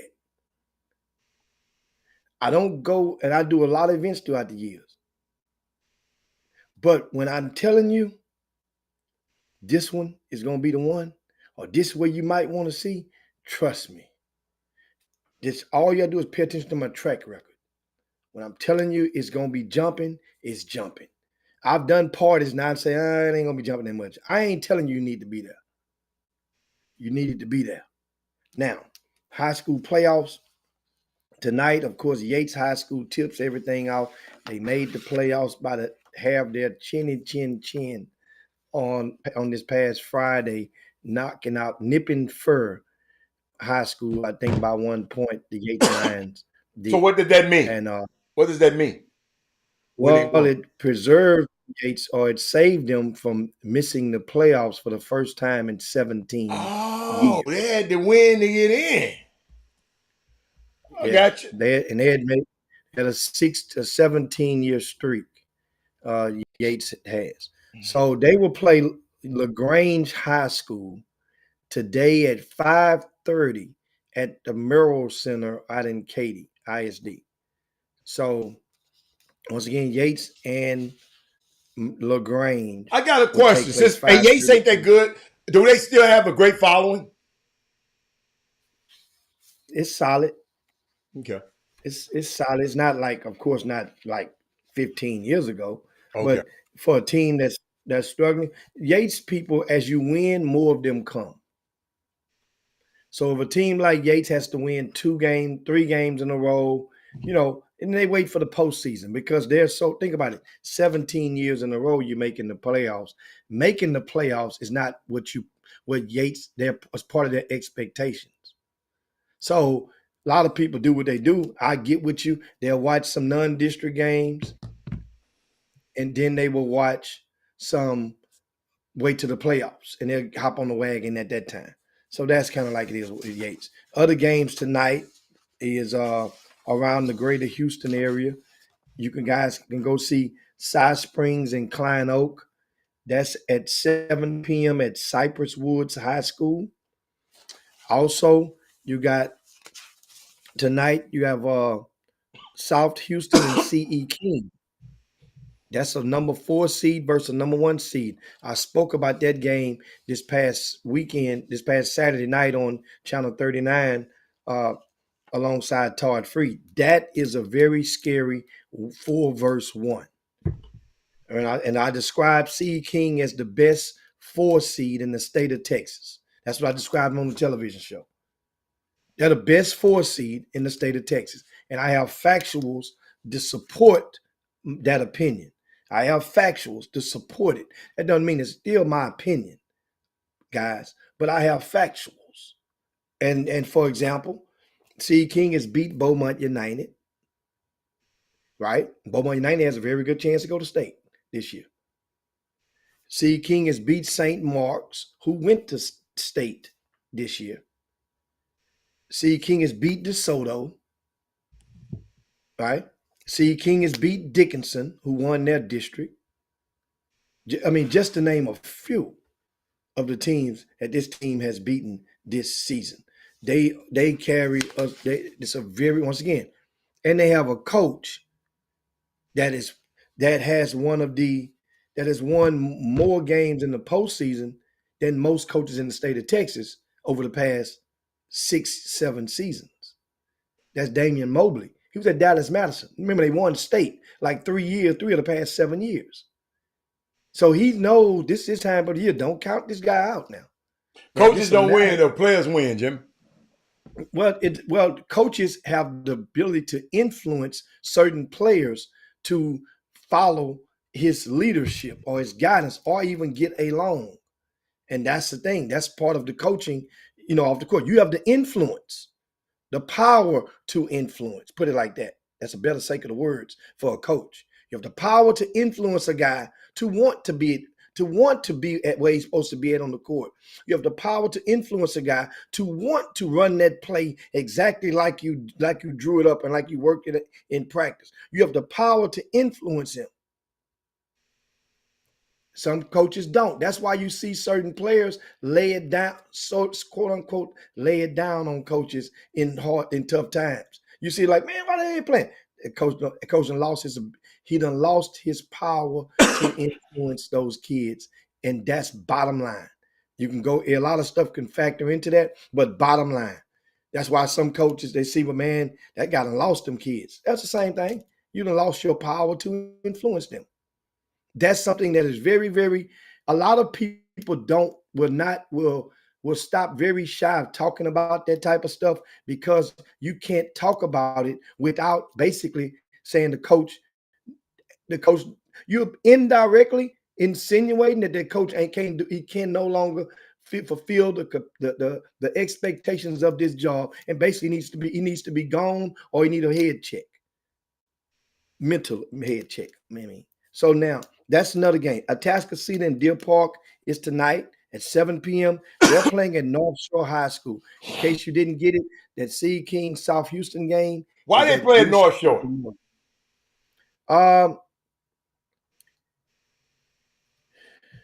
Because some of these sites I've been seeing, I just don't understand. North Shore has played there twice.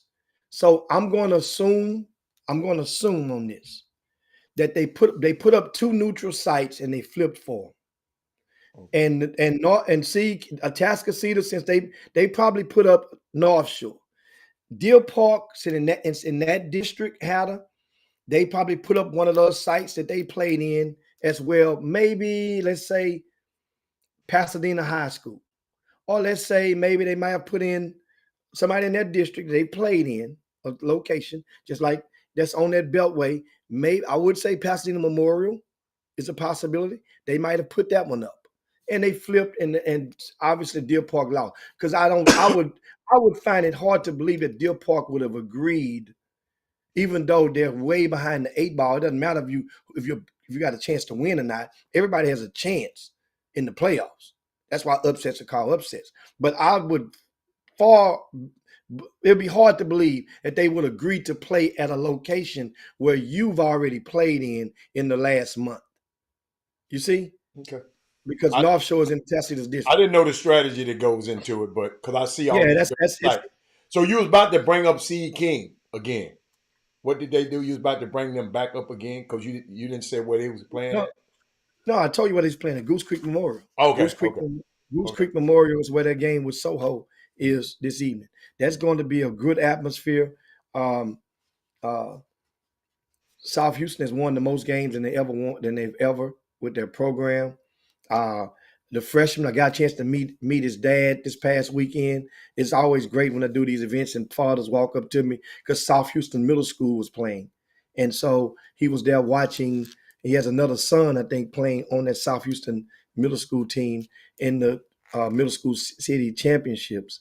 And he came up and I explained to him, and he was like, "Wow, you just give it to me just like you give it on Chop Shop." Yeah. So your son did great the first time he played Robert Miller the third.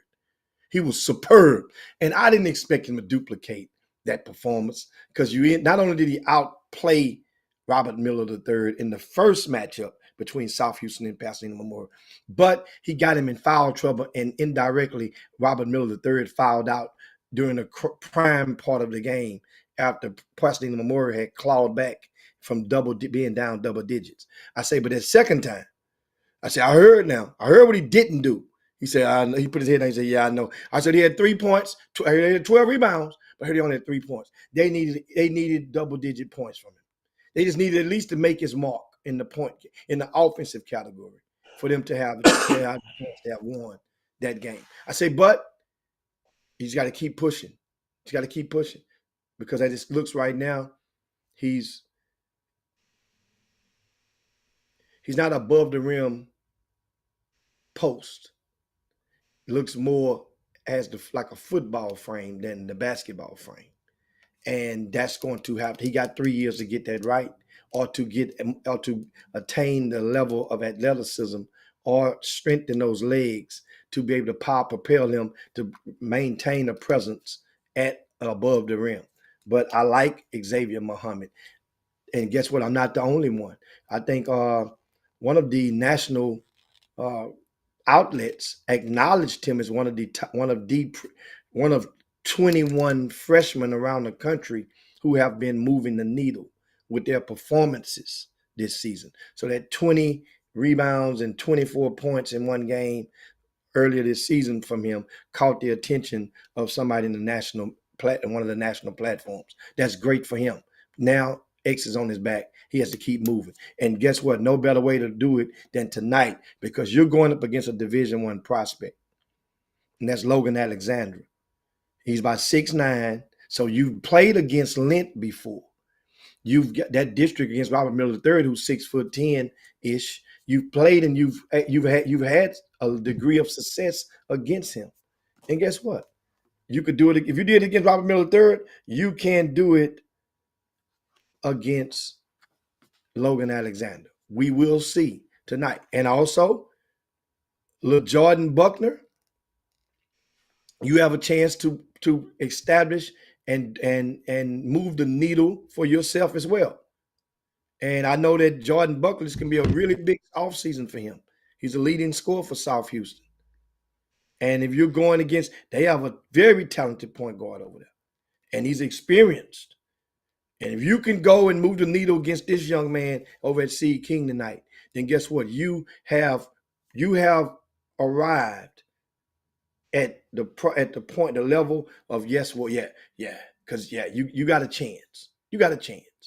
So this is going to be good tonight. That is a game to see. C King girls is also in action tonight, playing Pearland. They will be over at Channelview High School. That's the game that I'm possibly leaning towards. It's going and seeing as I continue to enhance my presence on the girls' side of things. With doing events now, girls' events. Those are the games tonight. Oh, and Shadow Creek is playing tonight. They're playing against Clear Creek.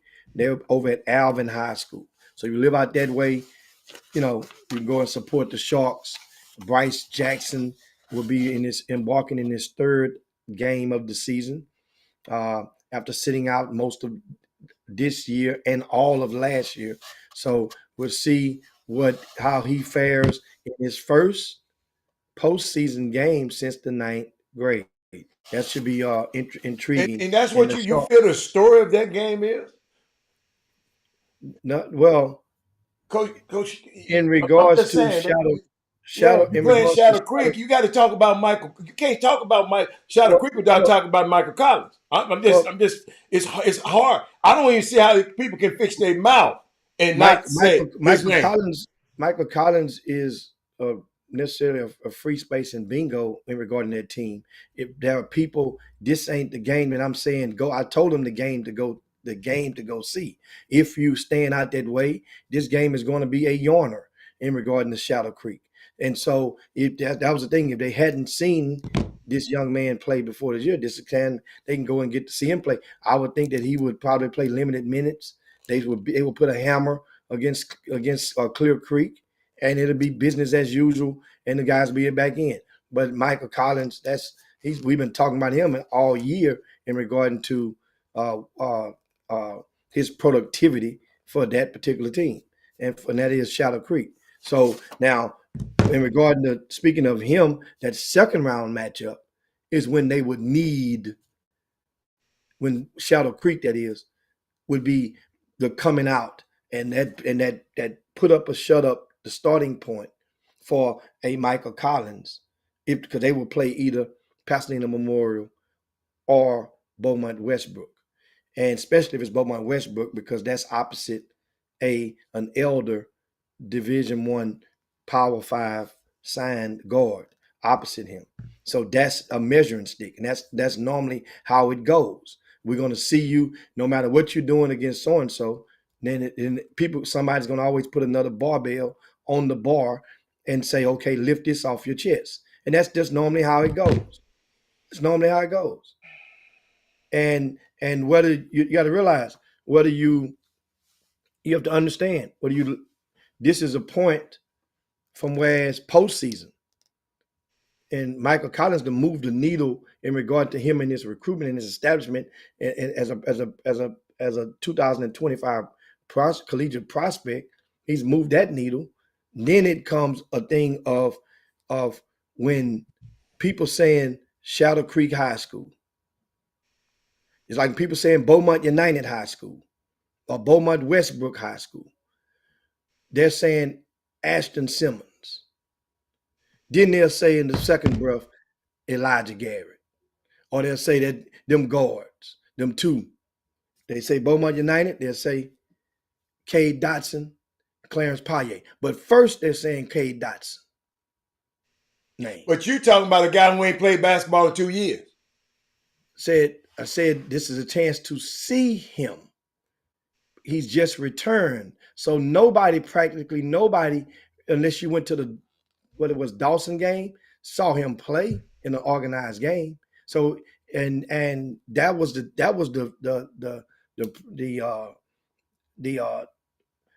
I guess the characterization of the words in regarding to saying that.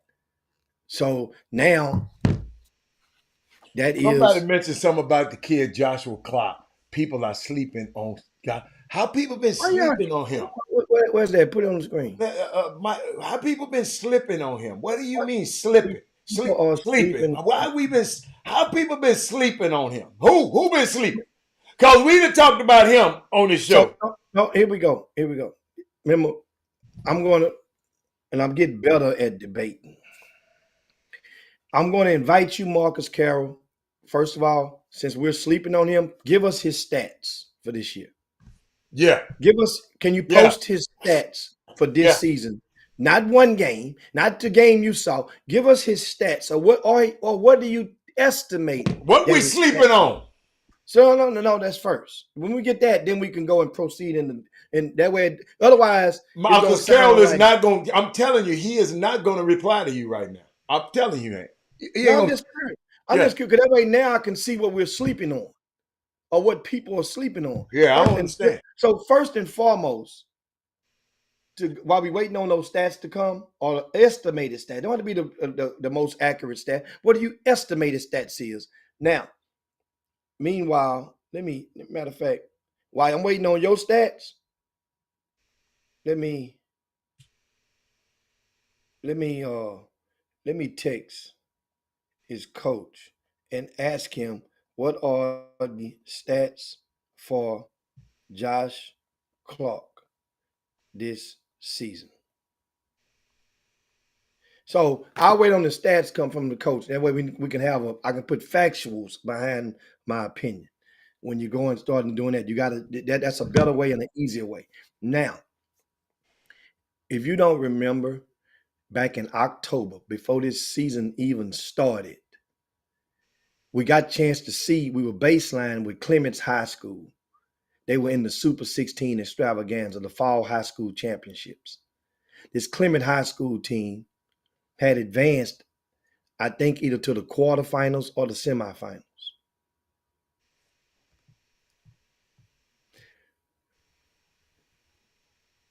Or they played in the showcase. I think it might have been a showcase game, Adam. That's what it was. Shadow Creek was the one that advanced in the semis. Clements played in the showcase game, I think. So we watched Josh Clark move. So you get certain times to move the needle. You can move it at some point during your summer season, or you can move it at some point during your high school season. Those that are dominant prospects have the ability to move the needle year round, and that goes under the context of what Hatter said earlier. Hey, I want to be able to say you got better than the last time I saw you. So that means you move the needle. You are continuously moving the needle year round. Josh Clark, we talked about him then. We talked about him greatly. He went from being maybe, I don't know what he was ranked before then, to jumped up into the top 40. I think he may be in the top 30 now in the last rendition of rankings that we comprise. So sleeping on him, we acknowledged him as one of the top unsigned seniors in the area. That's a range that if you're in the top 10 unsigned seniors or the top 12, that is like sitting on the front row. You all are next up. It depends because certain coaches are looking at certain positions. So now sleeping on this young man, that ain't what happened. He said it's not y'all. He said my fault, but college coaches are. Okay, that's how is college coaches sleeping on him? 10.7 rebounds, 3 blocks. He says what? I think that was Freightman saying, but Freightman been wrong a little bit lately. 3 blocks. Now Freightman been wrong lately now. No, he's in the range. Okay. He's in the range. The coach, according to the head coach at Clements High School, where he attends, who is currently undefeated 30-0 as we speak, Josh Clark averages 11 points a game, 8 rebounds, and 3 blocks. So now,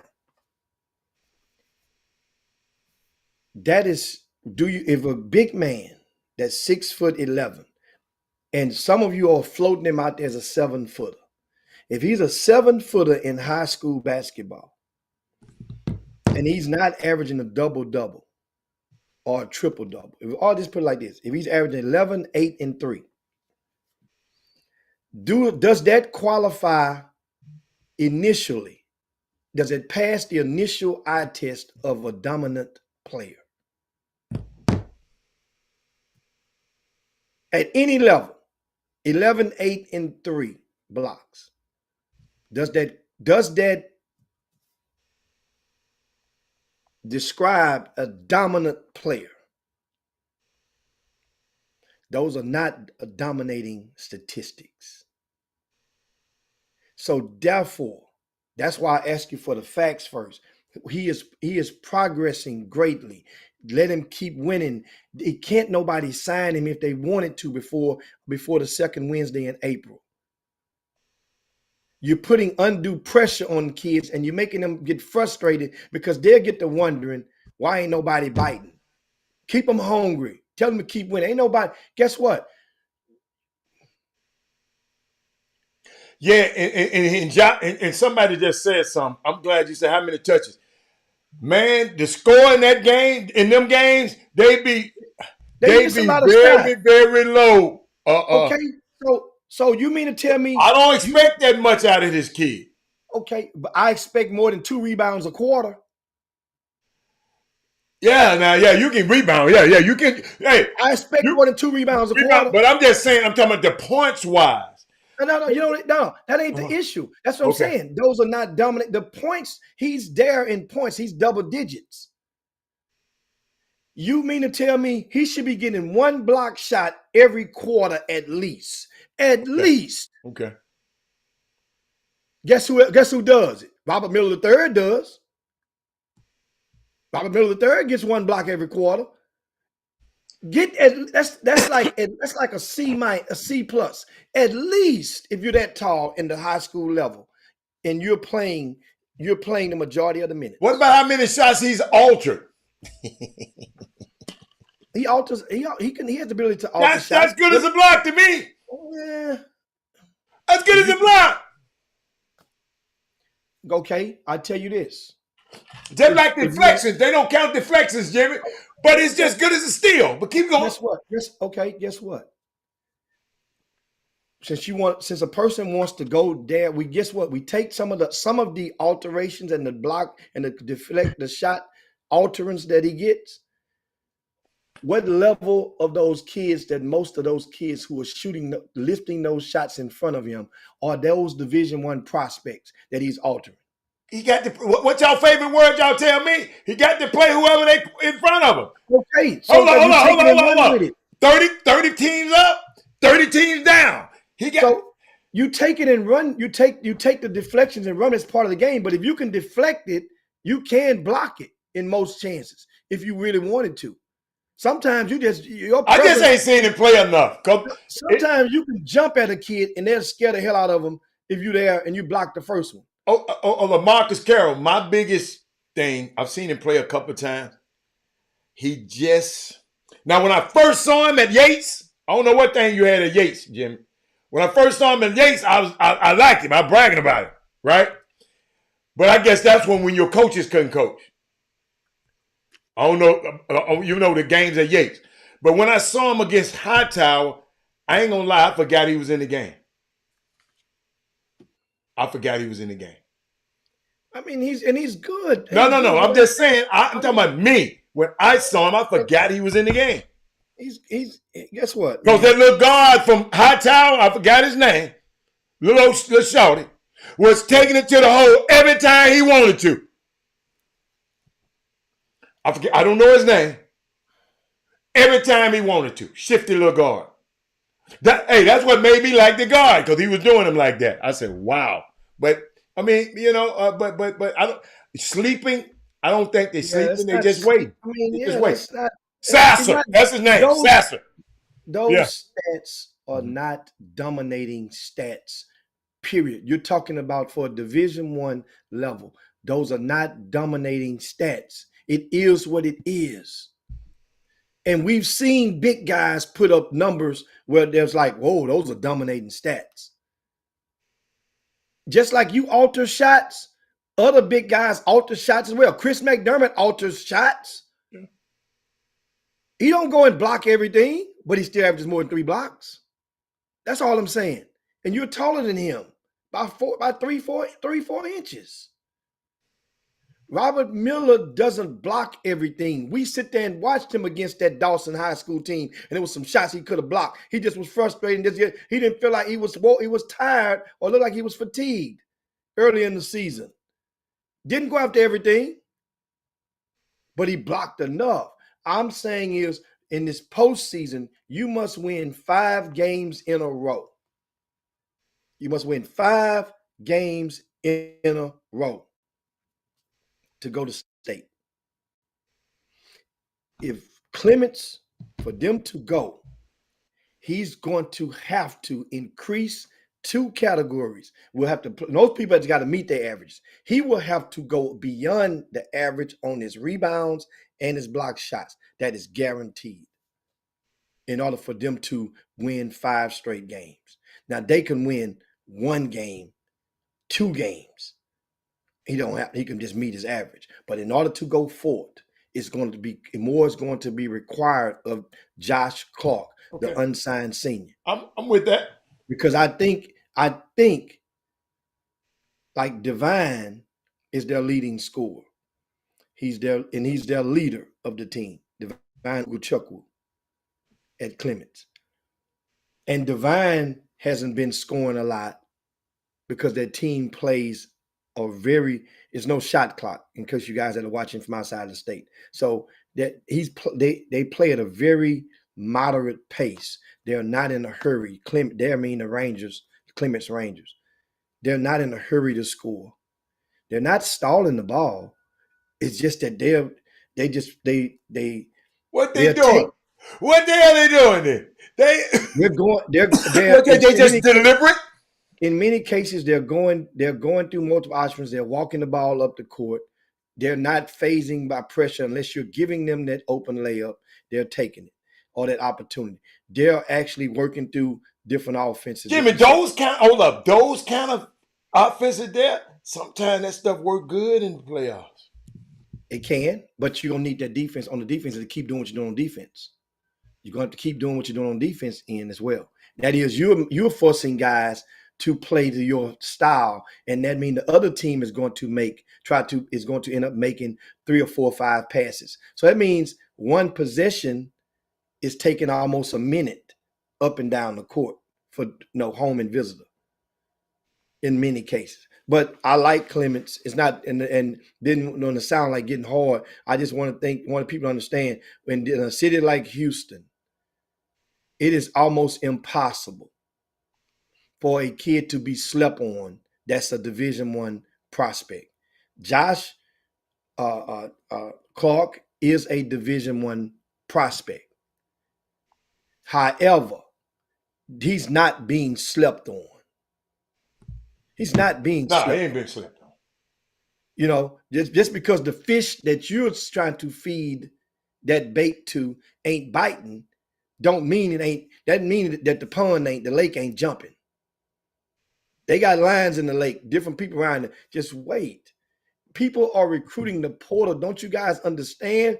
A lot of people ain't dealing with the high school kids like they used to do in yesteryear because they know and they can tell if your kid come there as a freshman in college, if he does well, he's belling.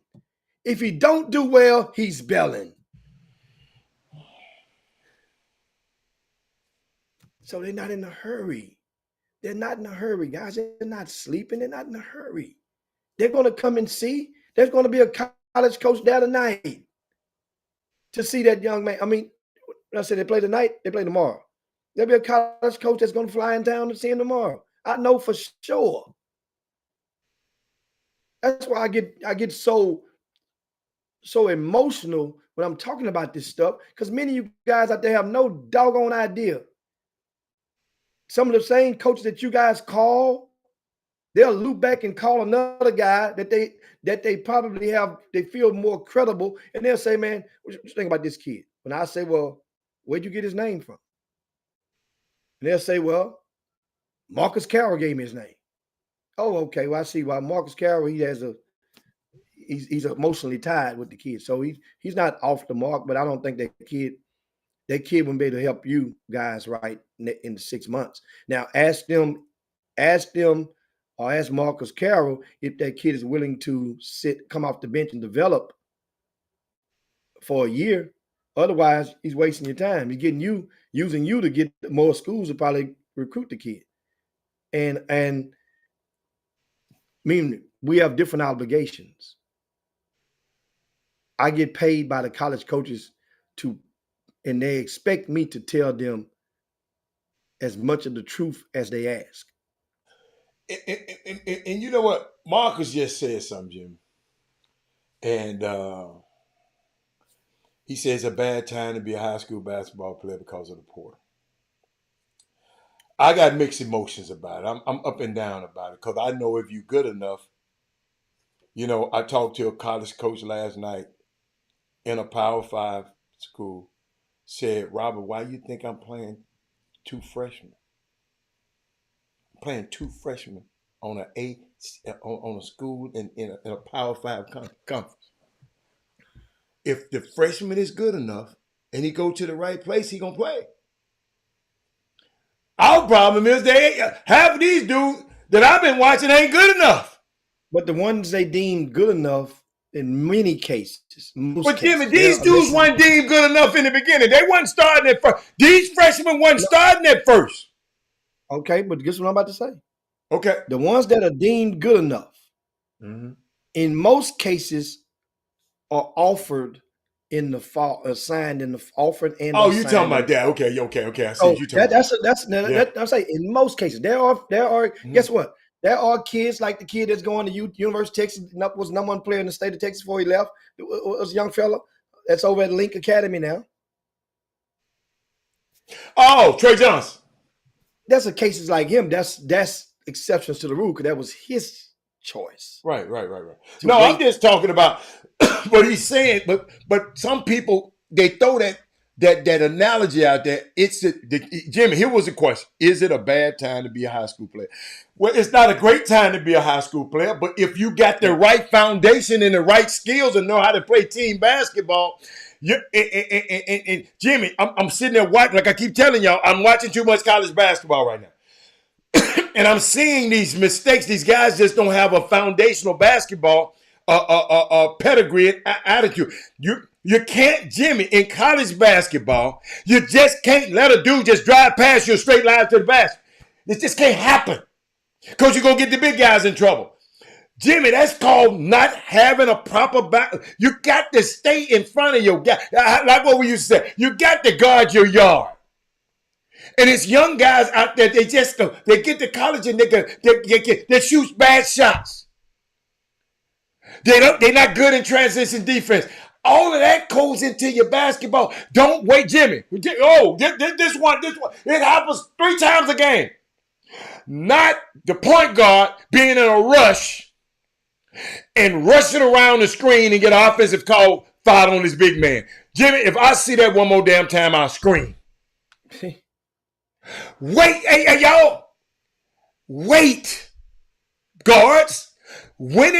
Slow down, man. I mean, and I'm seeing this in Adam Silver. Y'all got to understand, Adam Silver struck a nerve with me. Cause I see what he's talking about, and we got to actively, like right now, Jimmy, I want you to see, it's some guys you ain't seen in a while. You will get a chance to see them this weekend. How good do they get from the last time you saw them? How good are they since the last time you saw them? They're supposed to get better. Absolutely. They're supposed to get better. Yes, absolutely. I've seen a lot of them, and then some of them get better, and then they plateau. Yeah. And then they plateau, then they plateau. And then what you do is you say, well, man, he's better than what he was. Yeah, you told me he's better. Yeah, but he's leveled off. It's like certain cars. When you're going a certain miles an hour, then you might go from 0 to 60, 0 to 70, or from 40 to 70. Then also you get to 70, you're going to keep on 70. You're not going to 80. But then most people think that you're going to keep going higher and higher and higher. And that is if you're going to try to move the needle for your level. High school players. I want you to put this in your toolbox. Sprint back. You got to keep somebody in front of you. You got to know how to help early in the rotation and communicate on defense, man. Y'all hold the basketball too long. Y'all take tough shots. I'm telling y'all, if y'all can just get better at the simple. I didn't tell you, Jimmy, you got to have a 40. Did I say anything about a 40-inch vertical leap in that? Did I say anything about hitting for a 3-pointer from 50 points out, or 50 feet out like that?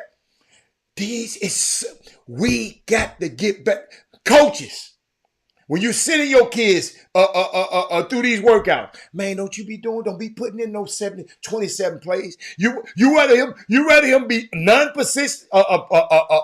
proficient in 27 plays or just great at 5? Some of y'all gonna overdo it. I already know it because I've been hearing it. Some of y'all overdoing y'all practices, overdoing y'all stuff right now in the playoff. No, what you need to do, coaches, just find out the things that you do good. And y'all work on that. And work on that stuff. Do that. That's how you gonna win. How many games? 5 games in a row. 5 days in a row, man. It's simple. Simple, coach. But that's all, man. I had to get that. Yeah. So that's ticking on that. I want to give you guys, before we get ready to get up out of there, I want to give a shout out to the winners of the middle school city championship. This past weekend at Aldine MacArthur High School. Thanks to the school district, athletic department, the high school for opening their doors and hosting this event once again at their campus, which is 9th grade center high school right across the street from each other. You park your car, don't have to get in your car anymore, which was kind of cool.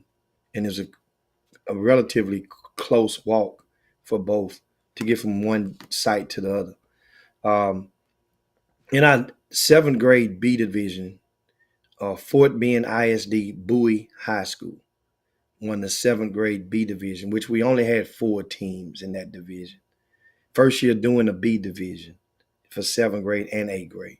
So the numbers were low in that 7B division. But so we decided to just do a round robin in that division. That way kids wanted to play, teams wanted to play. We did it. And Bowie went 3-0 and won it. Why was Westbrook in the bottom? That was a showcase game. What you mean in the bottom? They was on your bracket. It wasn't a bracket. You just had them down at the bottom. They went in the bracket at the top. In what grade were they in? That was the 8th grade team, wasn't it? Westbrook 8th grade 8. Yeah. Westbrook might have been. No, they were in the A division. Let's see, teams. I didn't understand. I saw you post something. Yeah. Westbrook. They played on Sunday. I'm talking about on Sunday. The game's on Sunday. On Sunday, Yeah. well, you put three teams in the pool. They were in the 8th grade A division. There were 24 teams. 3 teams were in 8 pools. Mm-hmm. First and second place in that pool go into a 16-team bracket. The last place team in that pool, you just play a third game, one game on Sunday, which is a okay. Game. That's why they were okay. If you come in last place in your pool, that means you have shown the ability to not be able to win this tournament. So this isn't wasting no time putting you in no bracket. Okay, that's good. So basically, if you win one pool game out of 2, then you can advance into the bracket. Westbrook went 0-2. They lost to Thornton High School and they lost to Grand Lakes High School. Yeah, well, that's what happened. That's why they was in the bottom. Okay, now I understand. When you by a combined 35 points, they lost to both of those teams combined, and then they went on the Sunday, played a rubber game. So once again, shout out to Bowie in the 7B division. They won, and then the young man Jason Bolden was named MVP of that particular division. His nickname Jay Bolden. They used to call him Baby J till he grew a little bit taller than his daddy. So he's a little bit taller than his pappy now. So he just called him Jay. So little Jay is promising that Fort Bend ISD is a lot of talent out there. Let me explain to you why. Because guess who won the 7th grade A division? I just told you who won the 7th grade B division, Bowie, 7B team. Guess who won the 7A division? Bowie's 7A team won first place in the 7th grade A division. They beat Barbers Hill 49-21, beat the doors off Barbers Hill. And in that particular division, I think it was Jaden Daniels who was selected as MVP in that particular division. Also in the 8th grade B division, Tanglewood, there were 2 HISD schools that met up in the this first year doing it. that B division. However, this was some good talent in that B division for the A grade. Tanglewood from HISD met up and they defeated Holland from HISD 37-28. Now, HISD has 5 different zones that's basically districts inside of that district that are in middle school. So these teams had not played each other, from what I understand. And the MVP was, they have a set of twins or brother siblings, the Dennis boys on there, DeMarcus and Logan Dennis. And Logan Dennis was selected as MVP, in which I'm glad because his defensive effort actually was overshadowed, was far beyond any of the other guys on the floor on a consistent basis. Shout out to Tanglewood and Mr. Logan Dillons. Last but not least, the 8th grade A division. Manville High School entered as the favorite of this event. However, there were several teams that threatened to interrupt or keep Manville from repeating. That didn't happen. Manville pulled away from Mac Adams out of Dickinson ISD and won 49-34. This team right here, they're loaded, they're stacked. It's going to, if they could, and I had a good speech with them after the game, and Dylan Young was named most valuable player. He had 23 points in that championship game. Followed up, and he was balling all weekend long. This young man, his father was a Division I player. He was not on a player, he was a Division I star. I watched his father play. Gave a speech. I actually sponsored a couple of Pro-Am teams back in the early 90s. And his father played on one of the teams that I sponsored back in the early 90s. It was called the Houston Elite. Back in the days, played on the Chitlin circuit, the Pasadena League, the Wendell D. Lay League, and all that. So when Dylan Young, his father is Ray Younger. Ray Younger, they started at Texas Southern University. That is his son. Also, Maverick Curl Okafor. He's the son of Patrick Okafor, who starred at Lee College. And I think he played when it went to U of H. Then you have Jameson Bailey, his daddy, Coach James Bailey, played at the Division I level. So those are 3 Division I products, at least, on that team. They shout out to Manville High School for winning it all. But that's a recap, pretty much. We'll talk more and go in more details on this event on tomorrow. We got to land this plane. Make sure you share the show on your way out the door. We'll talk about the Crosby situation on tomorrow, Kevin Freidman. Crosby was made to playoffs, but was removed from postseason contention after playing an ineligible player. That is, and we'll get into the details that what I learned on tomorrow. Share the show on your way out the door. We got to get up out of here. You guys, peace. Chop Shop. Hold up before you go. TSU tonight. TSU Southern. Girls at 5:30. The men at 7:30. And U of H is playing right around the corner. Big game tonight for U of H. They're playing against Iowa State. Jimmy, they're playing for first place. They're playing for first place tonight. So don't forget, come out to see the game tonight. Falcony night at TSU. And what else going on tonight? KTSU, you can listen to the broadcast on KTSU. I'll be on the call, me, Chatterbox, and Kevin Adams. And you can download the app and you can listen to it on the app. So I forgot to tell y'all that. I told y'all that earlier, but I wanted to read. But other than that, we will see y'all tomorrow. I'll see y'all tonight if you're at the game, but we'll see y'all tomorrow. Good luck out there, young people out there tonight. Go play hard. Leave it all out on the floor, and we'll see y'all tomorrow. All right? We out. Jim Hicks. Rob Hatter. You are now tuned in to the Chop Shop. I'm Retro. Let's get it. We in the Chop Shop. We live in the Chop Shop. We talk this sports talk. We live in the Chop Shop. We in the Chop Shop. I'm talking sports talk. So turn your dials up, it's live in the Chop Shop. We in the Chop Shop, we live.